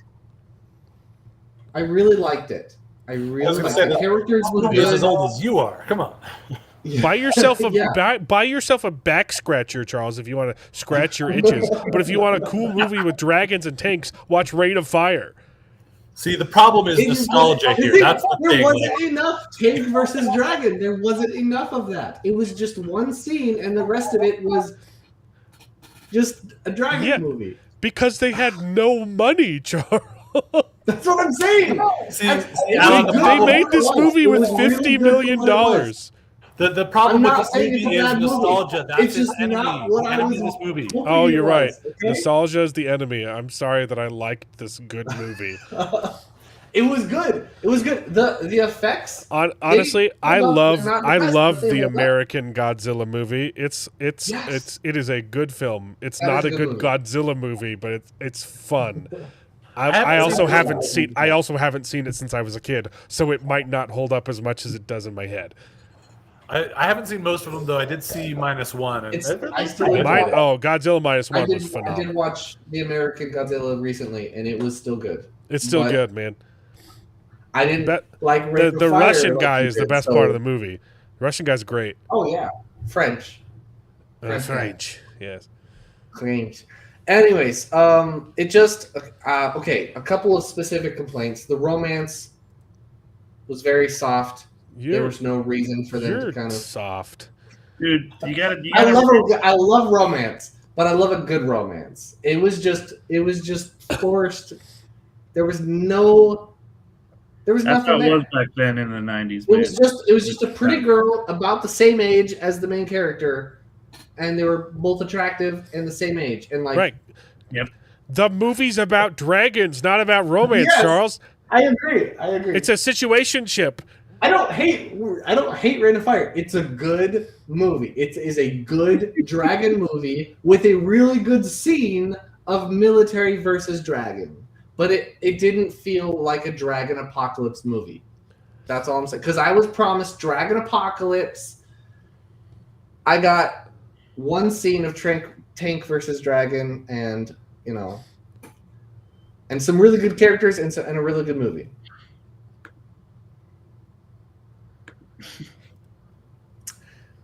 Sorry for Anyways. recommending a really good movie to you. All right, what's your It was a other? really good Sorry, movie. my really good movie recommendation disappointed you. No, I enjoyed it. I am really intrigued with the game. I really want to I find wanna out how to give play it the to game. you. I did not somehow. know that there was a video game. I would definitely want to play it. Because that would have more. From what I've heard, it has more tank versus dragons. Yeah. So how to play? What a good premise, man. Tanks versus dragons. Almost It as is a good really as, good premise. almost as good as the premise of Cowboys versus Aliens, which is a horrible film. I don't know. I thought it was fun. That was a fun The one. beginning, the first half of that It film is was James good. Bond. So. I'm a little bit more with Jared on that one in terms of it was fun. It wasn't good. It wasn't great. But hey, it was fun. Yep. It wasn't great. There's a reason that the channel I might eventually start doing something on is all about entertainment. Am I entertained whether it's good or not? Like, I could get entertained by crap. Yeah, sure. Yeah. Wait, but you said you had a few gripes, Charles. What are the other ones? Oh, actually, I didn't really have that much. Okay, so basically, the romance was soft. I always love a good romance. I get that that's not the focus of the movie, so it's not a huge gripe. And there just wasn't enough tank versus dragons, and there wasn't enough world building. There wasn't enough apocalypse. It was just a dragon movie. And I get that's a result of the budget not being so big. It's a result of being dated. The time that it was made at. I get it. It wasn't possible to make what I want. But I'm just saying, what I imagined it was really cool in my head, and then what I had was it was still really cool. Just wasn't quite what I imagined. It's like I ordered a cheeseburger and I got a chicken sandwich, really good chicken sandwich. It just wasn't what I ordered, Except that there was an apocalypse, and there was a tank, and there was a dragon in your chicken sandwich. Yeah, right. So You're right. It was a chicken sandwich with some little sprinkles of beef in it. That's not a cheeseburger. Okay, that's got no. What a wordsmith. That's why we have that's why we keep Charles around for his the way he can turn a phrase. Yeah. Probably a year now. Okay, yeah, Rain of Fire is great. I love it. Charles is stupid. It is a good movie. I recommend it because it is a good movie. We can't talk about Foundation. Oh no. Okay. The one thing I forgot for like 3 weeks in a row to say the other thing I hated about Foundation season 2, even though it was better than season 1, the stupid abortion stuff. the whole life is only a clump of cells. It's not a life, and then. Except that like everything that the show says is kind of the opposite of that. They just had to throw that line in there, and it went hook, line, and sinker with Gail being a bad mom when she meets her daughter, which you've finished season 1, so that's not like a surprise. They're going to run into each other. She meets her daughter, and she says, "Hey, I'm your daughter," and then her reaction is she says, "I'm sorry, you've been looking forward to this for a really long time, but I only just now found out that I have a daughter, so I don't love you yet." And you're like, okay, this was written by someone who's not a parent. This is written by someone who doesn't know what it's like to have children. Well, I know, but she didn't even birth her. Like she literally. It doesn't matter. Like, it doesn't matter. Oh, okay. It doesn't matter. If once you have kids, you realize loving your partner is work. Loving your children is automatic. Yeah, but that's after you've like. It wouldn't matter if a 30-year-old approached me and said, "Hey, I'm your son from the future. I time travel. I time traveled to meet you, Dad." I would automatically love him. Yeah, but that's because you know that you and your wife give him birth. This is literally them taking an egg and a sperm and adding them together, and that's all. Like that's the only connection that she has to Gail is her egg that was donated. So they made it the old-fashioned way. No, they didn't. Did you watch a different show? No. Jared. They literally said her mom. She's like they had an embryo and then they had the sperm that were both donated, and then her mom carried that in her womb. Jared, she got pregnant. They removed the fertilized embryo and froze it. No. Yes. It's you need to rewatch season. Don't rewatch season 1. It's not worth it. Okay? They literally say they were banging, she got pregnant, and it's because it's the plot with the lady who doesn't want to do it. She's trying to hide her pregnancy because she wants to give birth on the ship. It's literally they don't donate sperm and egg separately on the ship. No, remove. That's what she said. No, Jared, they don't say that. You need to. That's not what they said in season 1. Yes, It's it if is. they happen to get pregnant, they take out the embryo and freeze it, and then she later says we hadn't even decided if we were going to have that child. It was a fertilized embryo. They remove it from her. I was pretty sure it was the other way around. You're wrong. You are 100% wrong on this, Jared. I don't think. I don't know. Why on earth would they be donating their eggs and their sperms? But that doesn't even make sense. Because they're going to a planet where they're going to have to repopularize it. Yes, and they can just bang. I mean, it was only a protocol because they couldn't let babies be born on the ship in space. So if anyone happened to get pregnant, it's literally a plot that the girl was trying to hide it. If anyone happens to get pregnant, they remove the fertilized embryo and freeze it so they can save it for later. Then why in the world would they put it into somebody else later? Because both of the parents were dead. And life is precious. All right. So it was an adoption. I could have missed that. I thought she had said that there were her adopted mother brought the baby. Her adopted mother brought the baby to term in her own womb. Yes, but Alan, that's the part that I'm arguing about. Yeah. Is that it doesn't it's not about the intimacy between the parents that automatically means, hey, okay, I care about this child. It's about, hey, I carried this baby in my womb for 9 months. Right, yeah. Obviously, that's a connection, yeah. But that's not what happened, is what I'm saying. So, of course, she doesn't have that connection with her because she didn't ever nurture her as the mother. Yeah, and my point is if you have a child, you know that that's not the case. Well, I have heard a lot of, out there in the world, there are a lot of people that don't behave and act that way. So as much as I believe that's 100% the case for you, there are a lot of people who don't have affection for their offspring very well in the real world, even. Yeah. That's also another point. Yeah, it's not a good commentary on their character, but especially like postpartum depression and stuff like that too, like where they literally that is a different thing, but it is that's a different thing.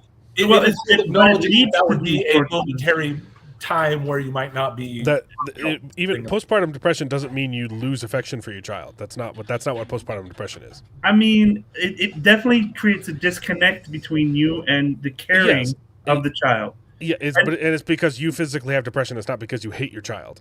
I know, but all I'm trying to say, Alan, is that because she doesn't physically nurture her in the slightest, of course she's gonna be like, "Oh, you're my daughter? Oh, okay." Like, I had no idea that this was even a thing. Like, of course, to her, it's just another person that's claiming that it's her daughter. Like, I think that's very reasonable to expect. No, but she knows it's her daughter, though. You haven't gotten to the scene yet in season 2, have you? You haven't started season 2. I just started it. I think I'm in the episode 3. It's in the first episode, yeah. It's in, yeah. Later in the episode, Gail has a discussion with the main guy, it's Harry Seldon, where they talk about a clump of cells, and I didn't like that part. But I also didn't like her initial reaction because I think it's wrong. But I disagree, is what I'm trying to say. I just think that it's because there was no nurturing. I can see it being a really natural response when you. What I think I could agree with from just hearing it, like it sounds like I agree with Alan that it's a wrong, wrong is not the best word to use, but like it's a not good. Approach to have taken, but it's still understandable that somebody would have that, and they could just be not necessarily the greatest person because I don't think it. It's not that it's wrong. I don't think it accurately reflects reality. I don't think that's what happened in that. That's not what would happen in that situation. But Mark Clark gave us $4.99. You love your child like Charles loves how wrong his wrong opinion about Rain of Fire. Yeah, there we go. It was a good movie. That's my opinion so far about the. But I haven't gotten to any of the abortion, whatever. But okay. But I did. I mean, I thought it was a natural response. I'm also the only one with kids on this panel, so you're all wrong. Okay, I don't think you need that. That's kind of my point. I think that scene was written by someone who doesn't have kids. I will say, I have seen many other shows where that sort of thing happens, and they kind of have the same reaction. We're like, okay, you're just a stranger to me. Like you say you're my child, maybe you are, maybe you aren't, but to me you're just a stranger. I haven't,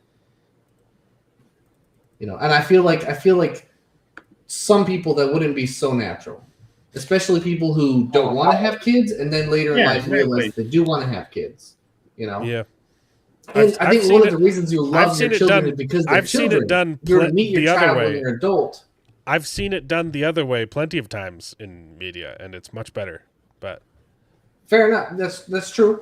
But I feel like that naturalness that you would feel would be a little bit different if you were to meet your child as an adult without knowing them as a child. Because it's just like some guy the same age as you. Hey, I'm your son.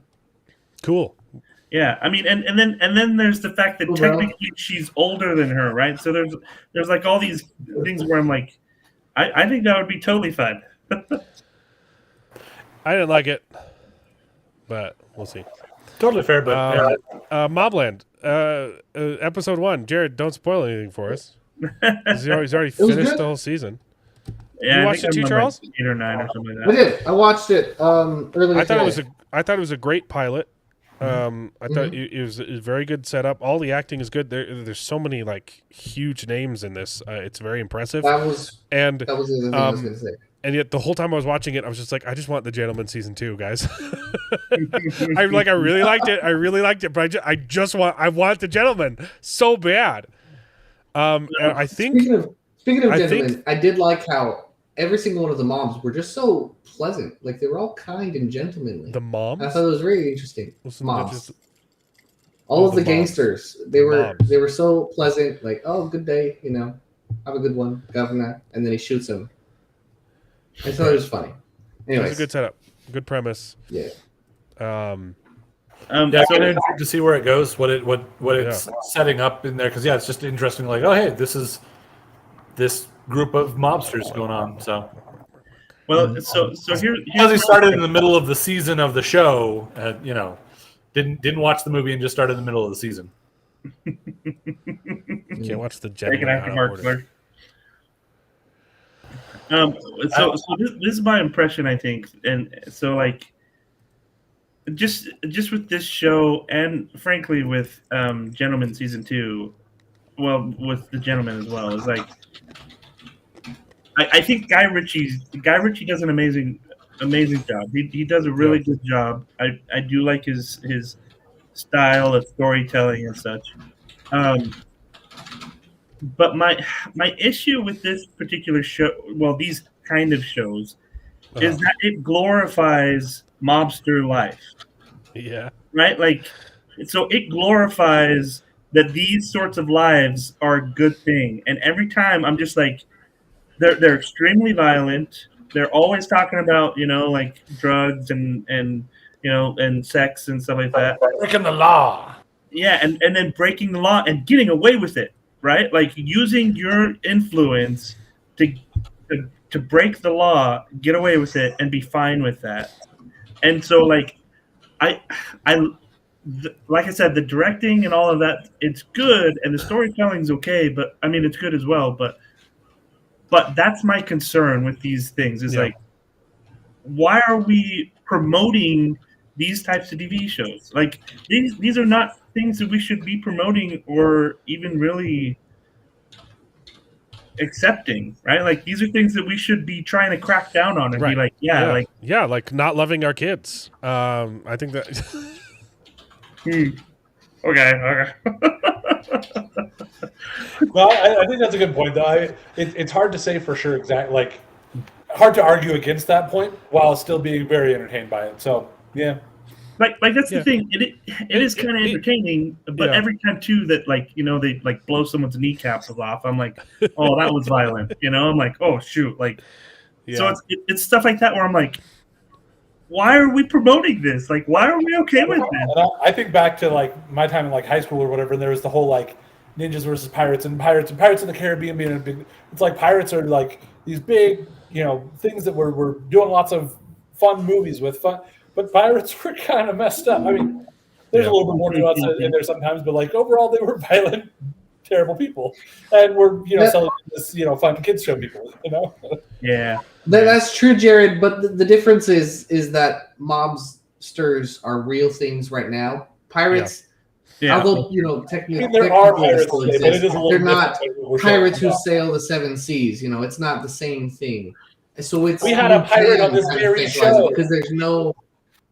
Yeah, it was just talking about pirates, but it's a little bit different because Pirates of the Caribbean doesn't really apply to modern day and says, "Oh, I want to be a pirate when I grow up." That means you want to dress up and go on a boat, but not that you want to go steal things. You're right, and again, this still comes into the angle of like we might be technically promoting these kinds of behaviors, but it also depends on how well, especially like with kids, like how well they understand the difference between fiction and reality. So that kind of comes into play as well, and I think that's one of the reasons why, like for me, even though I don't necessarily have a problem watching some of these really violent shows, and this, like I get thinking that there should be some level of age restriction on it because kids aren't as good at making those distinctions and understanding the difference between what's right and what's wrong compared to what we're showing on screen as being a thing that we're going to celebrate and enjoy and all that. So, yeah, like there's one thing about restricting the age level of those that are supposed to be watching it, but then there's this argument too of like, why does that matter? Like really these are things that we're still glorifying it. Like right.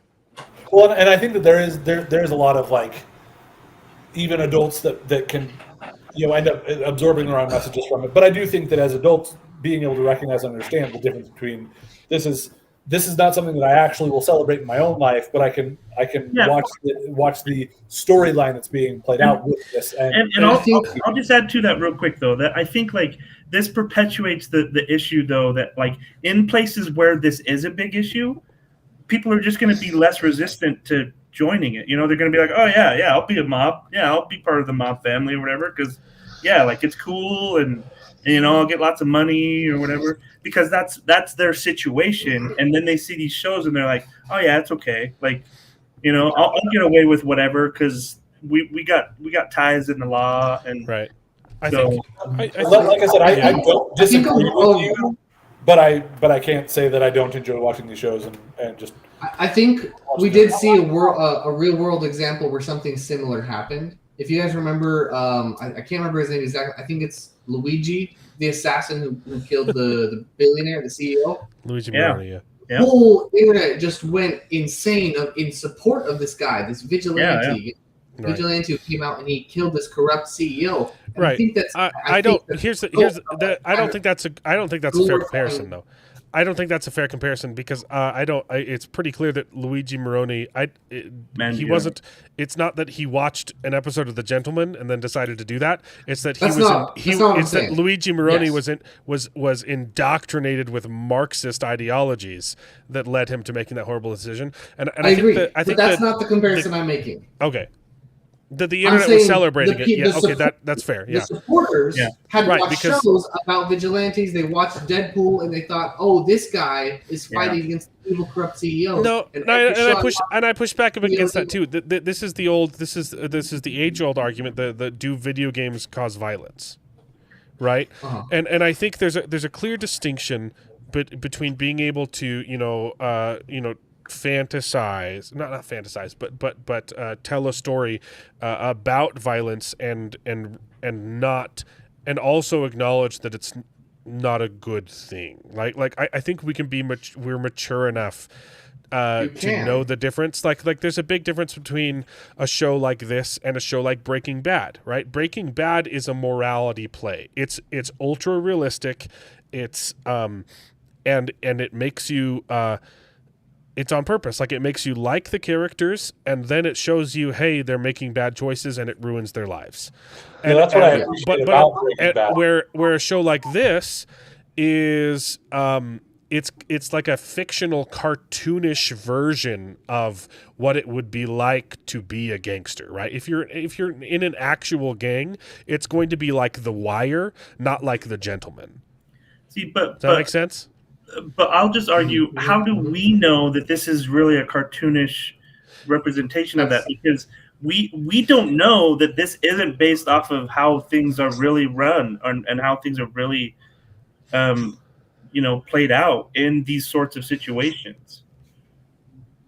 So what we're saying, Alan, is that after we see a movie like or a show like Mobland, we'll start to think that that's what gangs are actually really like. If we don't know better, obviously, if you know better already, then you watch the show and you're gonna know better. Yeah, but I'm not gonna go join a gang. Start to watch a show and they just start thinking, this is it.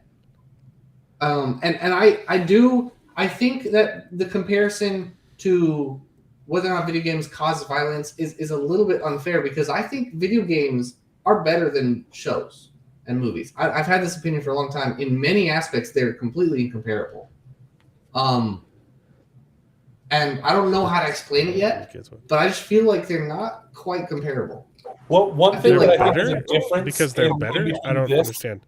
Well, one thing that I don't know. I can't quite put that into words. Yeah. Well, one of the things that I do think is a difference between video games and watching a show or whatever is that with the video games, and depending on what it is, it depends on the content of it to a certain degree. There's a degree of being able to like you having control of the character and being able to exercise that in a safe space where you're not actually causing harm, whereas this doesn't necessarily give you that. You're just watching, you're just seeing and being, getting that coming into you, as opposed to with a video game, while you may be acting on that a little bit more, you're acting on it in the thing. So I think there's some nuance to the idea of like what that is a level of like you having volition and doing it yourself in the video game might lead you to being more active out to it. But I think overall, what people have mostly found is that has been a release for people so that they don't feel the need to do that in their real life. Overall, and I don't have the studies themselves, but like I feel like I've heard some of that. I don't see how that would be any different in a TV show, though.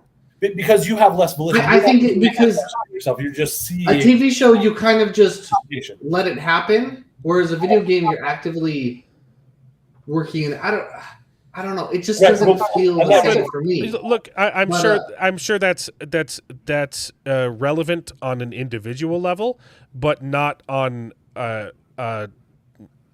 massive level, because people learn differently. So some people might be more susceptible to video games, and some people might be more receptive to movies. I think that's probably a really good way to look at it, because again, it's weird. It's incredibly nuanced or something, People have different ways of absorbing information. I just don't think, I'm not dismissing Jared's argument. I think, but I think that's one of the reasons why I think it's great. I think it's fine to watch a little bit of shooty bang bang. Yeah. I'm not gonna go call him out, It's one of the reasons. And also, Jared watched 8 episodes. We only watched 1. I know I did. Jared binged the whole season. I can't believe you'd force me to watch such gruesome violence. No, that's not what I'm saying. I know it's not what you're saying. I'm teasing you, Jared. Okay, because I'm like, it's not, because like the story is intriguing. Like that's what I'm trying to say is like the story and the directing is good, and it keeps me wanting to come back and be like, okay, like. What happened? Like, what was the point, right? Like, is there value behind that versus just being entertained? It's one of those reasons why when I'm looking at things like I saw an ad for a new Angel Studios movie or whatever. That's just it looks like a fun, interesting movie. I'm like, I want to try to support things like Angel Studios that I feel like does a better job of of having positive like stories and. But I also want to be entertained by it. Yeah. Yeah, and still be entertaining. And I think they're at least trying for that, whether or not they're perfect at it or the best quality necessarily. I think if the only shows we ever watch is Mobland, that's probably not a good thing. But we also watched House of David, and that was entertaining and edifying. And sometimes it's okay to just watch a movie that doesn't have a message. Yeah, it's just Yeah, I do feel like there's something to the idea of like being able to put yourself in the shoes of other characters and like all these stories, whether or not they're good stories, good characters, or good bad characters, being able to see that and understand, and then get a chance to kind of feel that out for yourself and how you feel about it. I also think there's some commentary that like an author would be able to have in terms of like being able to they write stories about things that they wouldn't necessarily agree with or that they wouldn't want. Exactly. I'm if I write a story that has an atheist in it, it doesn't mean I don't believe in God, or even that you're promoting it, even if I agree.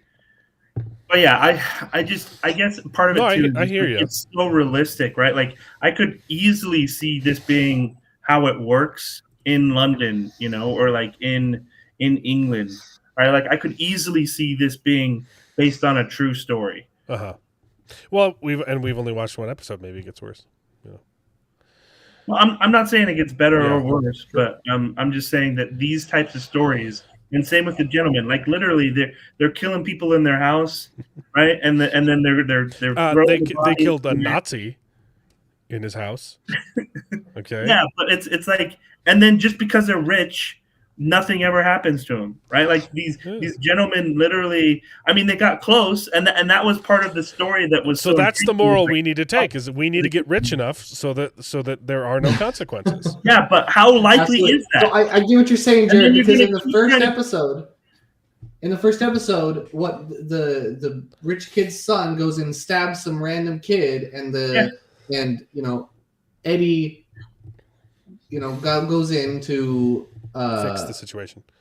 And I'm thinking the whole time, if I was in that kid's situation, I'd be like, what do I do? Do I do the morally right thing and rat him out, or do I lie? And of course, us audiences, we want the main characters to succeed, so we want him to do the morally. Oh no, I want the kid to have a horrible ending.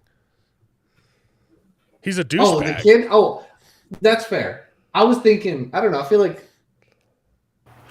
I don't the way it said the way it started too, and I'm only one episode in. It kind of felt like this was gonna be a morality tale, but because at least so far with the first episode, part of what I was just thinking is that you're seeing the Henry, the Tom Hardy character, right, like having to scramble to do this, and like not that he's not enjoying it or that he is enjoying it, but just like. There's a scramble. No consequences. No consequences. That whole like no consequences concept is oligarchy. It comes with that price for him. Thank you. And be interesting to see where that ends up going with that, because it's also obviously having an effect on his family and all that. Which I never watched The Sopranos, but I wonder how similar this is to The Sopranos, because it sounds like that had a whole like. Their marriage was struggling and they had to go to therapy because of his job or whatever too. So Well, there's also I assume this is where they're going with the series. It's setting up like where do you balance family loyalty to doing the right thing, right? Like because he's a scumbag, he did something really stupid, but he's your son. Do you protect him? I feel like there's according to Alan's unconditional love, which is a problem, he thinks you should just let him off scot-free. That's because you love him. No, because I love my son, I punish him. I absolutely agree with you, and I do believe that is that you but believe see, that. if your son goes out and stabs somebody, do you punish him yourself, or do you punish him by sending him to jail? I would send him to jail. Okay. Yep. And unless he actually comes back from the future first and then stabs somebody, then you're like, well, I love you anyway.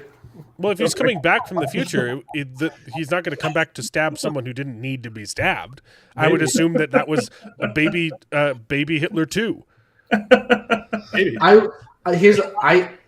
I think killing Heidi Hitler's to wrong. kill, John Connor. If time travel's in the story, like This is definitely spiraled out of control. then you have to reconsider your entire your entire basis for morals to begin with, right? Because then if you do something bad but then you time travel then you don't do it, is it still bad? Or is this going to change the course of if the future? time travel exists, then probably God doesn't exist, and then morality, you can just toss that out the window. No, because God's a time traveler. Man, I don't know what you're talking about. Anyways. That's true. That is true. Mark Clark is spreading disinformation. Good for you, Mark Clark. As always. Charles, As always. yeah, Charles wouldn't stand. Baby Hitler. Baby Hitler. But what about Hitler 2? Hitler 2? And this time, see, Hitler 2 he did unspeakable, horrific things in the future, but it was he was trying to genocide cyclists. So, I don't know. Is it worth stabbing? Wow. All I'm trying to say is that I think bicyclists. It definitely. I think it contributes to the entitledness that we are seeing in a lot of people's opinions today. Yeah, is these types of shows, they see that that's okay and then they act upon it. I don't disagree. I didn't get the that. impression. I I didn't personally get the impression that the show was telling me that these are good people. But that's the thing. I don't think it needs to tell us that to have that be the effect of these types of shows. It's to the idea. It's to the idea of because they are protagonists, we want them to succeed, and we kind of end up in. I get where he's coming from, and I can't totally disagree. While still just be like, "Yep, I'm going to enjoy it." Right, that's a great point, just because this person is the main character, we kind of see them as the hero and the good guy in this story. Right, like even though he's in the mob family and is doing everything that he can to help them, like he's the good guy in the story. And Charles said that earlier, and I've heard that with regards to like you look at that really again with Breaking Bad, where like you're rooting for Walt, even though like you're like when you take that step back, you're like this is good because it's showing the consequences of him messing up his life, and so you do appreciate that while also like rooting for him and wanting him to succeed and like. Not wanting Hank to find him or not wanting the other cartel like him to take out some of these cartel people that are maybe worse than he is, but he's still doing some pretty terrible things, Yeah. So no, like you can, like if by the end of that show you don't want him to die a horrible death, like you're not watching the show correctly.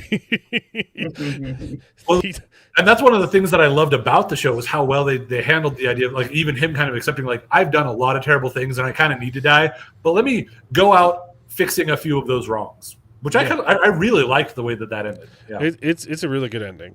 Great ending. Mm-hmm. Good show. That also leaves you liking and really rooting for Jesse to get out and be free when he started the series as like an even worse person because he was already a drug dealer. That's the thing. But they have opposite paths, right? Walter White is tragedy path, and Jesse is a redemption path.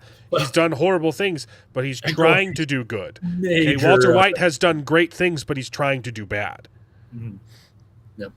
He's breaking bad. Whoa. What? You think they did that on purpose? Dang it, I had a comment. I just realized why the show's called that. Talking about a hero, even though he's not. Yeah. Walter White is the protagonist, but that doesn't mean he's a good guy. Yeah. Yeah. It's harder to illustrate that point, but there are plenty of examples where the protagonist is actually the bad guy. Mm-hmm. Yeah, they used to have super strict rules about that kind of stuff, right? Like the original Ocean's 11 movie, you couldn't show bad guys winning on screen, and so it ends with they have all the money in a bus, and then they're driving too fast, and they crash, and the bus is seesawing, teetering over the edge of a cliff. Right, yeah. And if they move towards the money, then the whole bus will fall, and then it just ends because you're like, oh, do they get the money or not? You decide, audience. But we can't tell you that they win. No. But also, the Ocean's 11 reboot is a great movie, and they're all bad guys. And I do think that there's some, like, to Jared's point, like, I think there's some really good concepts behind not necessarily enforcing that it has to happen that way, but I appreciate when stories do show that. But I also think it's worthwhile to acknowledge that, like, sometimes the bad guys do get away with it, and we all are in a belief system where we're like, eventually there will be consequences and comeuppance for that, but that may not happen in this life, and it's not unrealistic, or it's not without its own worth to be able to say, like, yeah, sometimes bad things happen and the bad people get away with it for this time, for the time. And so I don't know. Yeah. I'm looking forward to watching more of Mobland. Is that all we had to talk about this week? I think that's it. I kind of think so, yeah. Next, we kind of have a few weeks where there's not a lot, because if no one's watching Foundation, we have 1, 2, 3, kind of 4 bye weeks today's the 20, okay. 19th. Yeah. Like 3 weeks. In 4 weeks, we get Alien Earth, which I'm going to be watching. At least the first episode. If it sucks, who knows. And then the week after that is Peacemaker, and then the week after that is the prequel to The Terminal List with the guy who dies in it. It's hit. So I'm looking forward to that. But until then, we kind of just have to fill the dead air with more Mobland. I'm going to try and watch Foundation and give updates. I don't know if you guys I'll keep doing that. You're interested, but you check Sorry, out I'm not caught Mobland. up yet, because I know that's kept us from talking about this new season. No, it's fine. Have you watched the new season then yet? I mean, all these episodes? No, I haven't watched the 2 new episodes. Okay. Because I've been busy. I don't know if I can do a show next week.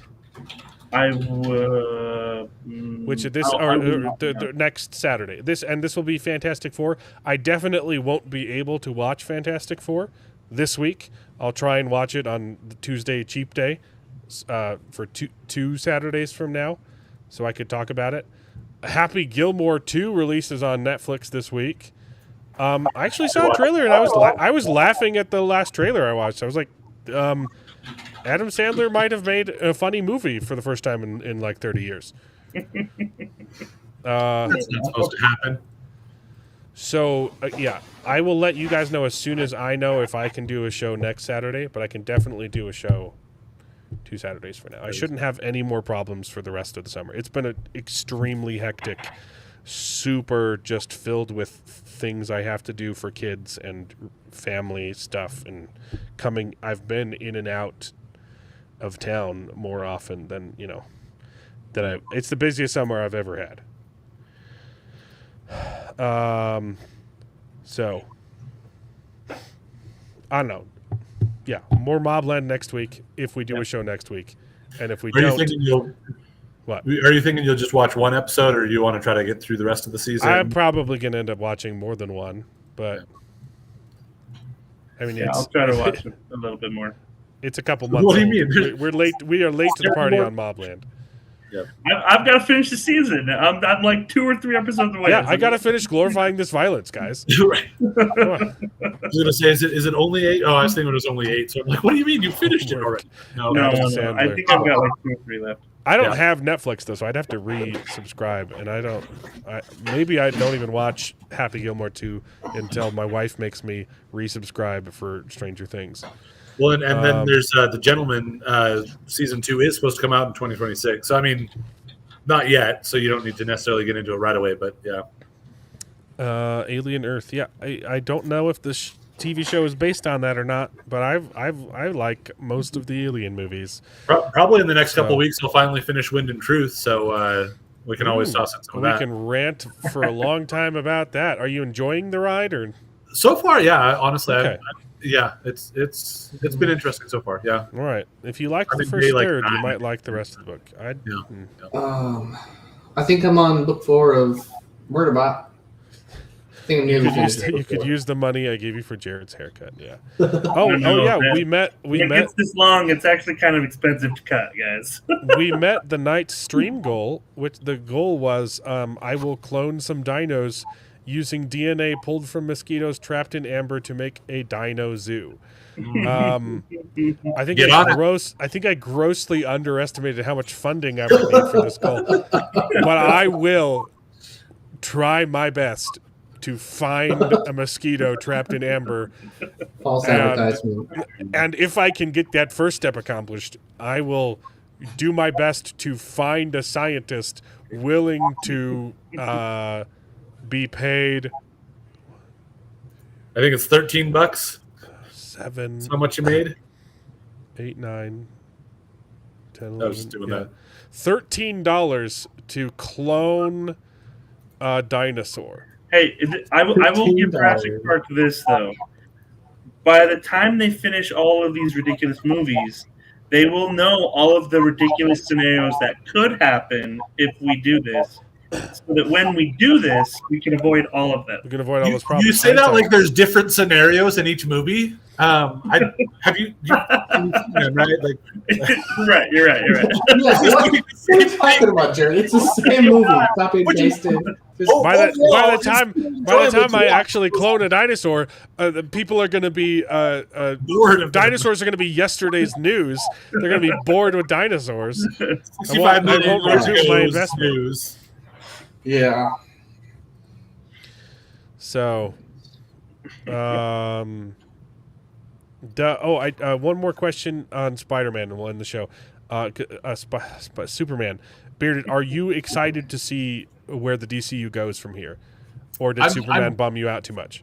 No, it didn't bum me out too much. I think I'm still intrigued to see where it goes. I do think that like a degree of it that I think also threw me for a little bit of a loop. I get the deciding not to show his origin all over again, but it is kind of weird coming in so like midstream, like so heavily midstream into this universe in a way that I'm like, I'm curious, but I'm not like, oh, I'm so excited, you know? Yeah, that part didn't really faze me. I didn't mind just jumping in to the river, you know?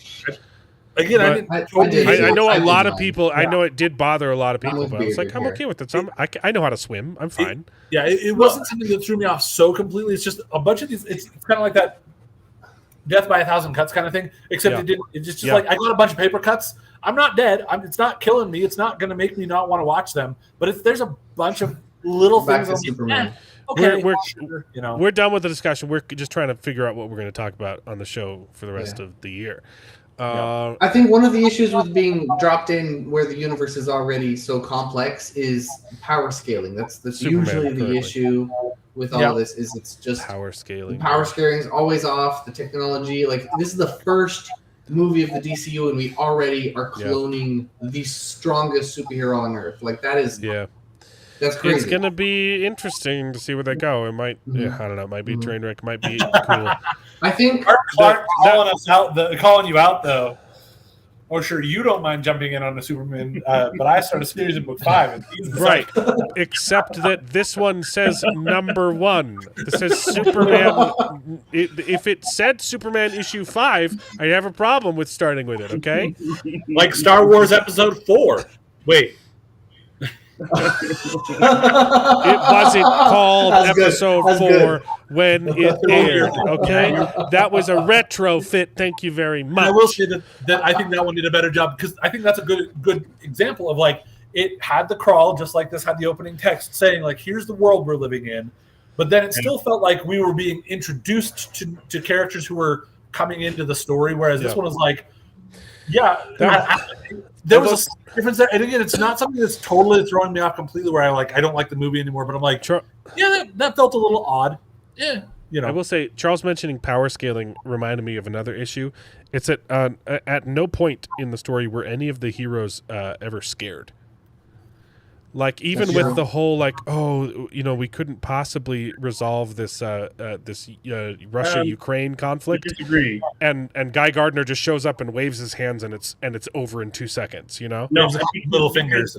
When they first bring Mr. Terrific in, and he's like, oh, this is a fold in the multiverse or whatever. Okay. He's like, oh, this is bad. Like he was scared. Yeah, okay. He was terrified. Yeah. And then when it grew, he's like, "This is why you don't mess with it." Like it just went back to like the tonal problem. And because like it felt like they were trying to say, "Hey, there's stakes," and then Even the heroes. the majority of it, they weren't scared though. Like I with the can- kaiju and everything else, they weren't We'll see. scared. To me, that one didn't necessarily throw me in the with office. that aspect of it because it's not about the rest of the characters. Like they came in as supporting characters anyway, and the only one who, because it's about Superman, the only one who could have felt worried would have been Superman, and he's Superman, and what he was worried about was not necessarily if he had the strength, except for overcoming kryptonite from Metamorpho or fighting his own self, but like he was worried about the people. He was worried about the dog. He was worried, like, so that's appropriate level of worry for him, not worrying about being defeated in and of himself, but worried about You have a point. the way that it happens and how it can be taken care of. So, Okay. Yeah. Well, we're gonna find out. But yeah, that one. We're gonna find out with Peacemaker season 2, but issue 1. Right. Peacemaker 2 issue 1. Yeah. I might actually have to see if I can check out Peacemaker season 1. He's really pushing it. Did you He's like, guys if you watch guys want to season know, one? if you please watch season 2, because if you want to know where the DCU is going, this will give a huge hint. It's leading up to a massive event, and it's not the event you're thinking of. It's an obscure event, and if you watch Peacemaker season 2, you'll know. That's it. So they really want you to watch Peacemaker season 2. I'm not surprised by Did that you at watch all. Season 1? I haven't, but I seen probably bits. will before season 2 comes out. And I might try to catch on. I tried to watch it. It feels ones. like a Disney Channel movie. Like the bad guy, literally, especially the effects and everything in the costume design, it feels like a Disney Channel villain. I kind of feel like that's sort of intentional, especially with his costume, because he's supposed to be kind of a little goofy, but I don't know. I just I will see. I've I seen didn't good finish stuff in DCEU, but I've missed a lot of those ones, like Suicide Squad and The Suicide Squad, and like the Harley Quinn movie, like some of those other small. I never watched the Harley Quinn one. I skipped a lot. For me, I'm a completionist, and so even though that's the old one, since I watched like BVS and the original Justice League, although I think it was the extended cut, but not the Snyder cut. Snyder cut's good, man. I've heard good things, so like I kind of want to go back and watch some of those ones just so that I know kind of what we ended up missing. You know, what we've moved on from. You know, I'm not even a Snyder simp, but the Snyder cut was genuinely good. Yeah, that's mostly what I've heard, even from less than Snyder. He somehow managed to make the Flash pedophile guy entertaining on screen. So, what's his name? Ezra Miller. Ezra Miller. Yep. That's right. I had forgotten what his name was. Yep. Yeah, Save Watt. We did cover that. Save Watt got 200 signatures, and people are congratulating themselves for not getting the show renewed. They haven't done anything. Yeah. I was pretty sure that the record that they broke was number of failed petitions, but okay, fine. All right, we'll see you guys next week when we talk about more news and more morally bankrupt characters until we just convince everyone to just leave their families and become gangsters in Europe. It'll be fun. Only in Europe. What? Only in Europe, though. Yeah. See you guys then. If we see you next week at all. Bye. Bye. And now it is time to say goodbye. We had a great conversation. It's been fun. But all good things must come to an end, and the goodest ending I can think of is... Right now, this moment, this night. So I guess we just say goodbye. So, goodbye. Toodaloo. Au revoir. Auf Wiedersehen. Ciao. Ding dao day. But come back next week for more outrageous bloopers. this is the end. Well, there's only one thing left to do. I'm gonna go home and sleep with my wife.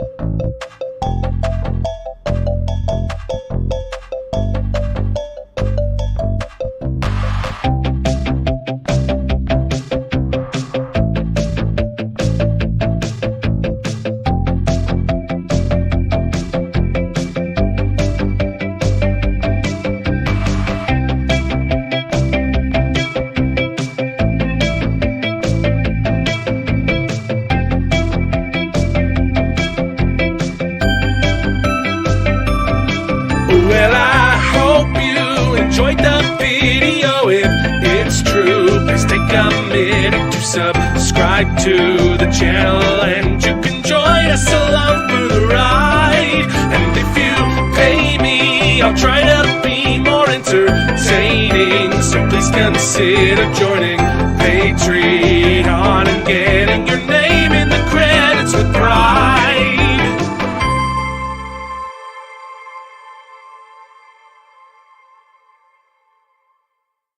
I'd buy that for $1.